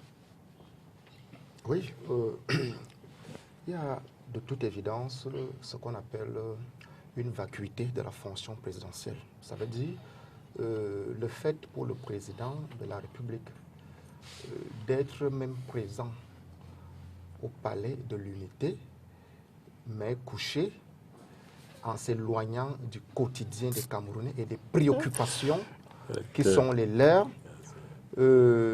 prouve que la fonction présidentielle souffre d'un vide. Le mode de pilotage automatique ne date pas seulement depuis une semaine ou une semaine et demie que le président est parti du Cameroun pour cette visite privée. Ça date d'au moins depuis 2012. Au moins depuis 2012, parce que il y a un ensemble d'angles on devait retrouver le président de la République en tant que le chef d'État, en tant que superviseur général des activités ou des programmes du gouvernement. On ne l'a pas vu. Il s'est contenté, par exemple, en 2012, de faire la pose des premiers pieds des projets structurants, qui jusqu'à aujourd'hui, on ne sait pas à quel niveau on se retrouve. Pourquoi? Parce que le président de la République n'a pas suivi l'exécution sur le terrain de ces projets structurants qui sont capitaux pour redynamiser notre parc infrastructurel et résoudre les problèmes peut-être d'ordre énergétique. Ça, nous l'avons constaté. Nous avons vu en 2014 le président de la République, n'est-ce pas, déclarer la guerre contre Boko Haram, on venait d'évoquer tout à l'heure, en tant que commandant en chef. En tant que commandant en chef, il devait de temps en temps être sur le terrain des opérations pour booster ne serait-ce que le moral des troupes, pour repenser les stratégies dans la conjoncture de la guerre, pour ne serait-ce que saluer ses camarades, puisqu'en fait, quand tu es commandant en chef, les soldats, ce sont tes camarades, par exemple. Hein? On devait le voir, c'est ça qu'on appelle la fonction présidentielle. On devait le voir, en 2017, il a boosté ce qu'on appelle une riposte rigoureuse dans le nord et le sud-ouest. On devait le voir de temps en temps aller dans ces fronts-là, n'est-ce pas, pour voir ce qu'elle veut faire. Il y a tous ces vides-là. On devait voir le chef de l'État. On a vu d'autres, quand le Covid est arrivé, de temps en temps, aller dans certains hôpitaux, aller soutenir ses compatriotes. Bon, voilà, on va résoudre. On n'a pas vu. Si bien que même l'aide publique a été apportée par rapport à ce Covid-19 a disparu, a été saucissonnée par le parti des kleptocrates. Klepto, c'est volé. Voilà. Non, il dit parti insurrectionnel. Vous n'avez pas réalisé. Insurrectionnel est plus dangereux que kleptocrate. Voilà. C'est plus dangereux. Mais vous n'avez pas dit. Non, insurrectionnel est plus dangereux que kleptocrate. D'accord, on va faire ceci. Voilà. On va faire... Donc, il a dit ça 3 ou 4 fois. Vous n'avez pas réagi. D'accord. Voilà. Donc, je dis... Une seconde. Là, je vous interpelle. Attendez une seconde. Les éduqués de Yaoundé. Une seconde. Je vais vous demander à vous deux, s'il vous plaît, de retirer ces mots. Voilà. Il faut qu'il les retire. Je vous le demande à vous deux fermement. Il a fait au moins 3 ou 4 fois. Je vous le demande fermement, s'il vous plaît. Voilà. Non, non, non. Pas d'insurrection, pas de kleptomanie. S'il vous plaît. Non, faisons simple. Faisons simple. Bon, par respect Alors, pour toi, comme je suis sur ton plateau, je vous en remercie. Je retire les mots. Mais je retire les miens également. Voilà. Alors je dis, il y a un ensemble d'angles dans le fonctionnement de la République où la présence physique du chef d'État est importante pour ne pas occasionner les dérives et les manquements. Si le Cameroun aujourd'hui se retrouve dans une suite de crises sans solution, c'est parce que la fonction présidentielle n'a plus brillé par sa rigueur, n'a plus brillé par son dynamisme. Que M. Biya soit à Genève, au bord du lac Léman, qu'il soit à Etoudi, je vous dis que depuis au moins 8 ans aujourd'hui, rien ne fonctionne normalement au sommet de l'État, parce que celui qui tient les rênes du pouvoir s'est distancé de ses responsabilités. C'est l'occasion peut-être de rappeler aux uns aux autres qu'on ne peut pas fonctionner avec un État qui a pour président la photo. Le calendrier du chef de l'État s'est réduit au simple petit protocole pour recevoir les ambassadeurs. 10 ou 15 minutes, il les reçoit, il rentre dans son cachot. Et ce n'est pas normal pour un pays qui a tout à faire comme le nôtre et qui ne fait rien, justement parce qu'il y a un endiguement là-dessus. Donc, il faut revigorer la fonction présidentielle. Il faut qu'elle doit renaître en fonction des enjeux contextuels que auxquels le Cameroun fait face. C'est même là la nécessité de faire renaître ce Cameroun. En dehors du perchoir, les démembrements d'administration ont le même problème. L'inertie gouvernementale vient de quoi? L'inertie gouvernementale vient du fait que le président ne veille pas au grain ses représentants. Parce qu'il est absent, il est effacé. Donc, le mode pilotage automatique nous conduira où? On ne sait pas si ça va tenir jusqu'en 2025 parce que le carburant de l'avion est en train de terminer au-dessus du cieux. Voilà. Moi, je pense que là, je vais m'exprimer comme un citoyen camerounais simple. Hein. Le président de la République, Paul Biya, aujourd'hui, est un personnage mystérieux. Mystérieux pourquoi? Okay. Parce que je peux dire que, excusez-moi, hein, peut-être je peux pécher, mais peut-être il est pris entre guillemets comme Dieu. Parce que moi, qui à Douala, par exemple, je n'ai jamais vu le président de la République comme je vous vois, comme je peux même vous saluer. c'est quelqu'un qui ne sort presque jamais. Et c'est déplorable parce que quand on sait le bagage intellectuel que le monsieur a, parce que le président de la République, qu'on l'aime ou qu'on ne l'aime pas, c'est un monsieur qui a collecté vraiment un bagage intellectuel dans ce pays. Il a commencé à être aux affaires depuis à l'âge de 22-23 ans. Bon, pourquoi ne pas faire profiter ça à la jeunesse, aux hommes politiques comme nous, et qui essayent d'être dynamiques, qui essayent de proposer des choses. Mais non, moi je vais dire que l'automatisme au Cameroun, elle est fonctionnelle. Regardez par exemple le SAGO.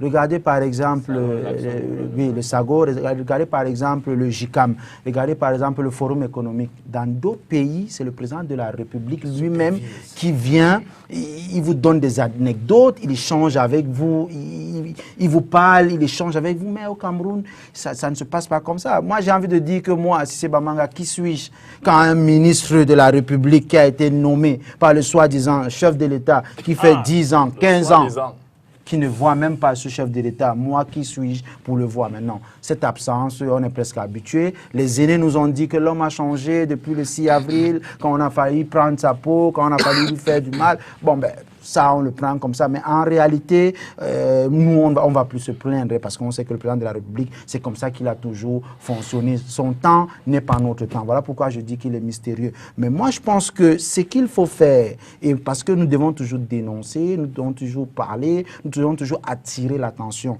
Il y a un manque de dynamisme dans ce pays. C'est quoi? Nous souhaitons, quand je dis moi personnellement, je souhaite que le président de la République fasse avec la jeunesse. Monsieur Abama, quand je vous vois, vous êtes un jeune du RDPC. Il fait déjà avec moi, je suis là. Jeune du RDPC. Moi, j'aimerais vous voir. Moi, j'aimerais vous voir, bien que vous êtes de l'autre côté. J'aimerais vous voir aux affaires, parce que je sais très bien que, parce que je sais très bien que si vous êtes aux affaires, si vous remplacez un ministre qui a fait 40 ans, qui n'a plus rien à donner, qui a 75 ans d'âge et 16 maladies, vous pouvez au moins apporter certaines choses que lui, il n'apporte pas. C'est ça que nous demandons à notre président de la République. Nous demandons à notre président de la République, par exemple, pourquoi le président de la République ne sort pas un dimanche pour aller voir un match au stade Amadou Ahidjo, Lyon Goma contre Coton Sport de Garoua, par exemple. Vous faites comme ça, vous voyez que le président de la République est là, même avec le protocole, il vous fait comme ça. Vous dites, monsieur le président, vous lui donnez quelques trucs et tout. Nous avons... un petit commentaire seulement. C'est un petit commentaire avec le match. Oui, le monsieur le président disait, mais il a marqué un très beau but. Voilà. Même ceux qui revendiquent le président de la République en disant que c'est le 6 avril qu'il a changé, Macron a été giflé violemment dans le monde entier. Mais ça n'empêche pas que le président Macron continue à aller vers les populations. Nous, les opposants, c'est-à-dire la nouvelle dynamique politique, ce que nous revendiquons, ce que nous demandons, ce que nous voulons que le président de la République change, c'est qu'il travaille avec des nouvelles personnes, du dynamisme nouveau. Parce que, voyez-vous, monsieur le député, ce pays a peut-être 100 personnes ou 100 personnalités. On ne fait que tourner autour d'eux, hein. L'enfant de X, Y, votre papa meurt, on vous récupère, c'est le même nom. Ça veut dire quoi? Vous, monsieur Abama, je ne parle pas de moi, hein, vous, monsieur Abama, si vous n'êtes pas l'enfant de tel, vous n'allez pas être dans les fonctions. Ce pays nous appartient tous et c'est ça qui crée des frustrations, c'est ça qui crée des mécontentements et c'est ça qui crée même des violences. Voyez-vous les gens qu'on a détruits, par exemple, dans ma commune ou du côté de l'aéroport, ils sont très frustrés. Le chef de l'État, par exemple, pouvait même arriver là-bas par hélicoptère. Oui, pourquoi pas arriver là-bas, ça va calmer les choses. Ça va calmer, c'est notre débat ça. Donc nous avons un chef d'État, nous avons un chef d'État absent, nous avons un chef d'État qui n'est pas là et du coup ça me donne envie de donner raison à mon frère du MRC qui disent même à un moment qu'il y a eu vacance du pouvoir en ce moment. Mais connaissant l'homme, connaissant le RDPC, connaissant comment le chef de l'État gère les choses, il gère les choses à sa façon, à sa manière, avec un laxisme total. Son temps n'est pas le temps de l'opposition ou le temps de tout le monde. D'accord. Vous voulez réagir, Paul? C'était juste pour dire que je crois que nous devons arrêter d'infantiliser les Camerounais. Parce que cette façon de faire croire qu'on ne voit pas le chef de l'État n'est pas député à Tongo pour qu'on le voit à la télé tous les jours.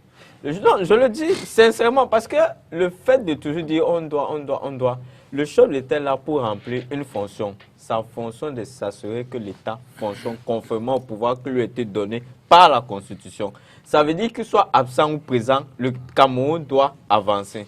Moi, personnellement, en tant que citoyen, à mon siège où je suis assis, chaque matin quand je me lève, je réfléchis à comment je peux faire pour que mon pays avance, pour que moi, individuellement, je puisse avancer. Ce n'est pas la présence du président Biya qui doit influencer mon comportement. Le fait de toujours dire qu'on veut le voir, enfin, je ne sais pas quelle est la nécessité. Je ne sais pas si les gens fantasment sur le chef d'État ou bien sur le pouvoir qui fait fantasmer. Le fait que le président de la République nous salue, ne nous salue pas, ce n'est pas ce qui est important. Ce qui est important, c'est qu'il fasse son travail. Ce qu'on lui demande de faire au quotidien, c'est de faire... Non, son travail n'est pas fait, c'est clair. C'est de faire son travail. On peut critiquer son travail, mais gardons à l'esprit que sa présence ou son absence ne doivent aucunement impacter le fonctionnement de l'État du Cameroun.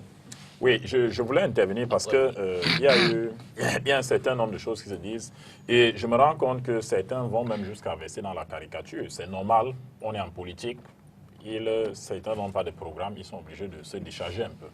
En fait, le président de la République a un style.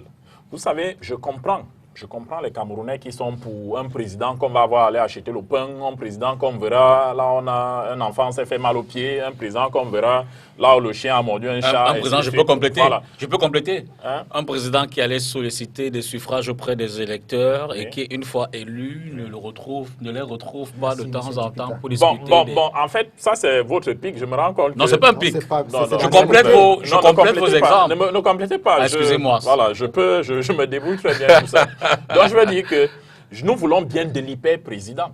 Mais vous savez que dans une démocratie, par exemple, comme celle du Cameroun, si on se retrouve avec le président à gauche, le président à droite, le président au centre, le président là-bas, les gens se remettront à se plaindre. Le président de la République a un gouvernement responsable. La démocratie camerounaise les institutions, non, elle n'est pas atypique. Okay. Les institutions camerounaises sont assez solides et je me félicite de ce que Paul Eyoumissi fasse le constat de ce que avec ou sans le président de la République, le pays fonctionne. Les institutions sont en marche. C'est la preuve que nous n'avons pas perdu du temps. Donc, oui, que les Camerounais aient envie de le voir, mais qu'à un moment donné, non, les résultats, c'est vous qui les trouvez mauvais. Si on entre dans des études économiques comparatives, vous allez vous rendre compte que ceux qui ont commencé la marche de l'indépendance au même moment que nous, dans la même situation économique, je vous assure, ils ne sont pas mieux. Donc, il faut, quand on fait des par exemple, comme non, s'il vous plaît, je vous dis, allons-y, argumentons. Je vous dis, au moment où nous parlons, le Cameroun est un pays non, permettez. Au moment où nous parlons, le Cameroun est un pays à revenu intermédiaire comme le Ghana, comme le Nigeria. Vous le savez au moins. Donc, au moment où nous parlons, attendez. Sauf que le Nigeria, c'est ma parole, non. C'est moi qui parle. Vient d'inaugurer la première autoroute. C'est moi qui parle. S'il vous plaît, c'est moi qui parle. Je continue. Hein. Je parle des progrès, des avancées du Cameroun. Je vais vous dire, au moment où nous parlons, vous êtes allé regarder l'indice de développement humain du Cameroun. Vous l'avez comparé aux autres. Vous avez regardé ça? La vendeuse de tomates je vais vous dire, la vendeuse de tomates au marché, a des problèmes. Oui, elle est en difficulté, certes. Mais le gouvernement de la République, a... Merci. Je ne parle même pas, mais voilà, et c'est ça sont les gestes ce que je comprends avec nos amis, les opposants. Terminez, vous également. Je n'ai même pas pu commencer. Non, allez-y, terminez maintenant. Je n'ai pas commencé, mais tout. Oui, terminez. Donc, je suis en train de dire que, comparaison n'étant pas raison, si on veut savoir les performances réelles du Cameroun, qu'on se pose la question du point de départ de 60 à 82, on était à quel niveau? Qu'est-ce qu'on avait? Quel était le coût des matières premières? Combien de non, s'il te plaît. Quel était le coût des matières premières? Combien de baisses de ce coût de matières premières on a connu? Combien on a eu de dévaluation? Les Camerounais étaient combien? Maintenant, partons de 82 à aujourd'hui. Qu'est-ce qui s'est passé entre-temps? Il y avait, nous étions combien? Quand vous voulez faire des études, faites des études sérieuses et vous allez vous rendre compte que, parvenu au stade où nous sommes, vraiment, n'hésitez pas à applaudir. Alors, question. Est-ce que ces séjours privés, et pour, en l'occurrence là maintenant, celui en Europe en ce moment, est-ce que ça a un impact sur la gestion, la gouvernance, le quotidien des Camerounais? Est-ce que l'absence... qu'on observe souvent du président de la République, que ce soit pour ses vacances ou autres raisons, ces absences ont-elles une incidence, par exemple sur la gouvernance, ou alors sur le quotidien des Camerounais, pour parler de façon triviale, si c'est... Oui, c'est un très gros incident, M. Dipita, parce que, vous savez, je ne suis pas dans les chiffres ou alors dans les secrets de Dieu, mais vous savez très bien que c'est l'argent du contribuable qui est très dépensé là-bas. Et, excusez-moi, ce n'est pas un motel de Nkoulouloun ou alors de Tinga là-bas. Hein. L'avion présidentiel, elle est louée. Il y a des groupes de personnes qui vont là-bas. Ils mangent très bien, des caviar, plein de choses. C'est l'argent du contribuable, hein, s'il vous plaît. Ils font des shopping, ils font tout. Qui va payer ça? C'est nous qui payons ça. C'est la petite vendeuse de tomates qui, au lieu de payer l'occasion de tomates à 3 000, le paye aujourd'hui à 15 000 parce que vous n'avez pas fait votre boulot, vous, dans le RDPC, c'est-à-dire les routes et tout ça. Qui va payer cela? C'est un incident. Deuxièmement, il y a beaucoup de problèmes aujourd'hui dans ce pays, notamment le dernier problème. Moi, je ne vais pas aller très vite en besogne en disant qu'il y a des coupables. Prenons même que ce sont des présumés innocents, ceux qui ont mangé les 180 milliards de la Covid-19. Ça, c'est un problème préoccupant.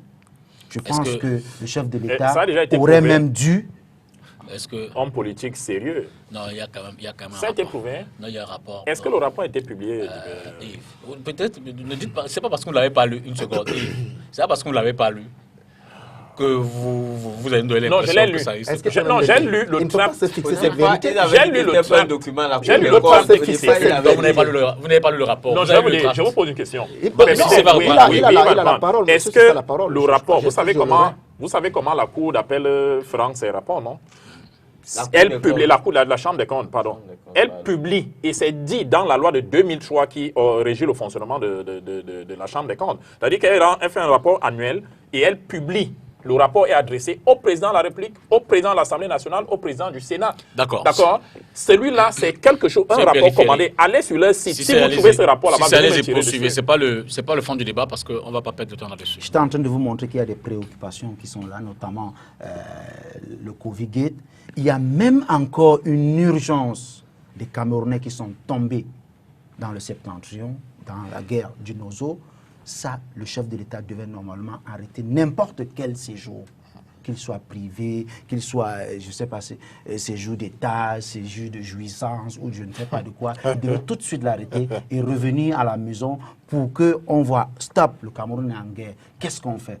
Mais vous voyez, le président, il est quasi absent. Et quand vous regardez aujourd'hui dans le gouvernement, vous verrez que tel ministre, telle tutelle ne s'entend pas avec telle personne qui paye cher. C'est le petit Camerounais qui paye cher. Il y a des chantiers qui sont arrêtés parce que il y a tel ministre qui a bloqué tel document à tel niveau et tout, et tout, et tout. On n'est presque pas dirigé. Et je vous dis que maintenant, ça nous donne presque l'envie de donner raison au MRC, mais pas donner raison à leur façon de faire. Moi, j'ai envie de dire rapidement à M. Dipita que nous devons faire très attention dans ce pays. Les anglophones, il y a des problèmes par là-bas. Aujourd'hui, le MRC est un secteur de notre pays, c'est-à-dire notamment les gens de la région de l'Ouest, qui sont marginalisés, oui, ils sont marginalisés. On démontre que ce sont des personnes qui n'aiment pas ce pays, ce sont les personnes de guerre. C'est moi qui dis c'est très grave. C'est pas grave. Je parle de la situation qui se passe dans notre pays. Moi, je vous dis aujourd'hui, nous sommes des Camerounais. Aujourd'hui, on démontre que quand tu es de sortant de l'Ouest, ça veut dire qu'il y a de la violence. Bon, ok, j'enlève ça si vous voulez, monsieur. Non, c'est grossier. Mais pour chuter, je dis que faisons très attention à ce que des autres côtés du Cameroun, comme dans le septentrion, qui est chez moi, où il y a beaucoup d'autres problèmes. Je néglige pas de problèmes, hein. Nous faisons très attention que de l'autre côté, le feu ne prend pas aussi, parce que sinon, on va pas s'en sortir. Un impact, une incidence sur ces séjours privés? Un impact, une incidence, honnêtement, non. Les détournements de deniers publics se passent en présence ou en l'absence du chef de l'État. Le problème de Cameroun se passe en présence ou en l'absence du chef de l'État. Le bilan catastrophique de ce régime depuis 40 ans, c'est en présence et en l'absence du chef de l'État. Donc pour moi, honnêtement, croire que la présence du chef de l'État doit nécessairement se faire pour que Cameroun avance, on se trompe. Le grand dialogue national, le chef de l'État n'y était pas. La tripartite en 91, le chef de l'État n'y était pas. Les grands moments qui concernent le débat national public, le chef de l'État n'y est pas. Donc, croire qu'un monsieur qui a 87 ans, ou les changer un monsieur qui a 87 ans, franchement, pour moi, c'est un rêve. on ne peut pas changer la trajectoire, la forme du poisson fumé. Le président Biya a son fonctionnement depuis 40 ans. Il n'a jamais changé. Je ne m'attends pas à ce qu'il change. Je dis encore une fois le plus important, c'est de préparer l'après-Biya. Qui sont les hommes qui vont prendre le pouvoir? Et c'est là où nous disons, il est temps que les leaders locaux se fassent au sein du Cameroun, ceux qui vont occuper les fonctions essentielles, parce que dans le cas de la décentralisation, ce sont les maires qui gèrent les communes. Dans le cas du pouvoir législatif, ce sont les parlementaires qui votent les lois. Dans le cas du pouvoir exécutif, le chef de l'État, la Constitution prévoit même son absence, sa vacance, notamment le président du Sénat qui assure la vacance et qui organise l'élection d'un nouveau président de la République. Nous ne devons plus être dans un système où les hommes sont au-dessus de l'organisation. Non, le Cameroun, un État, c'est une république qui est au-dessus des hommes. Yves. Oui, je suis... Oui, sur l'incident, sur l'impact. Bon, l'impact des séjours du chef de l'État sur la gouvernance au Cameroun, il y en a énormément, n'en déplaise aux nihilistes qui m'entourent autour de la table. D'abord, sur le plan économique, je vous ai dit ici que dans le cadre de la diplomatie, tous les contrats, tout ce qu'on fait, tous les engagements, bref, tous les contrats que le Cameroun signe avec nos partenaires étrangers se négocient pendant ces moments, loin des projecteurs. Mais certains, par mauvaise foi, ne peuvent pas l'admettre. Ils ne peuvent pas l'admettre. Donc, au moment où le président est en Suisse, vous savez que le Cameroun a besoin d'argent pour reconstruire le Nozo. Vous vous souvenez que le Premier ministre était à Douala, ça fait 2 ou 3 mois. Il venait rencontrer les hommes d'affaires, il leur a posé le problème sur la table et vous avez vu l'engouement avec lequel les hommes d'affaires ont réagi, nonobstant les petits problèmes de sécurité qui ont été... Bien sûr.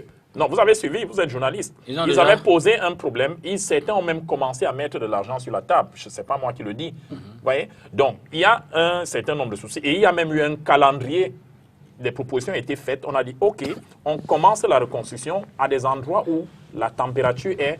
le thermomètre de la violence a vraiment chuté et progressivement on est là. Donc, et c'est pour toutes ces choses-là que le président de la République à l'extérieur. J'ai dit ici tout à l'heure en termes d'hypothèse, je vous ai dit, c'est vous qui racontez partout que non, il y aurait des négociateurs suisses dans l'affaire, il y a tel. Et je vous dis, si on vous dit que votre président est au carrefour des affaires, dites-vous qu'il ne va pas là-bas pour se reposer.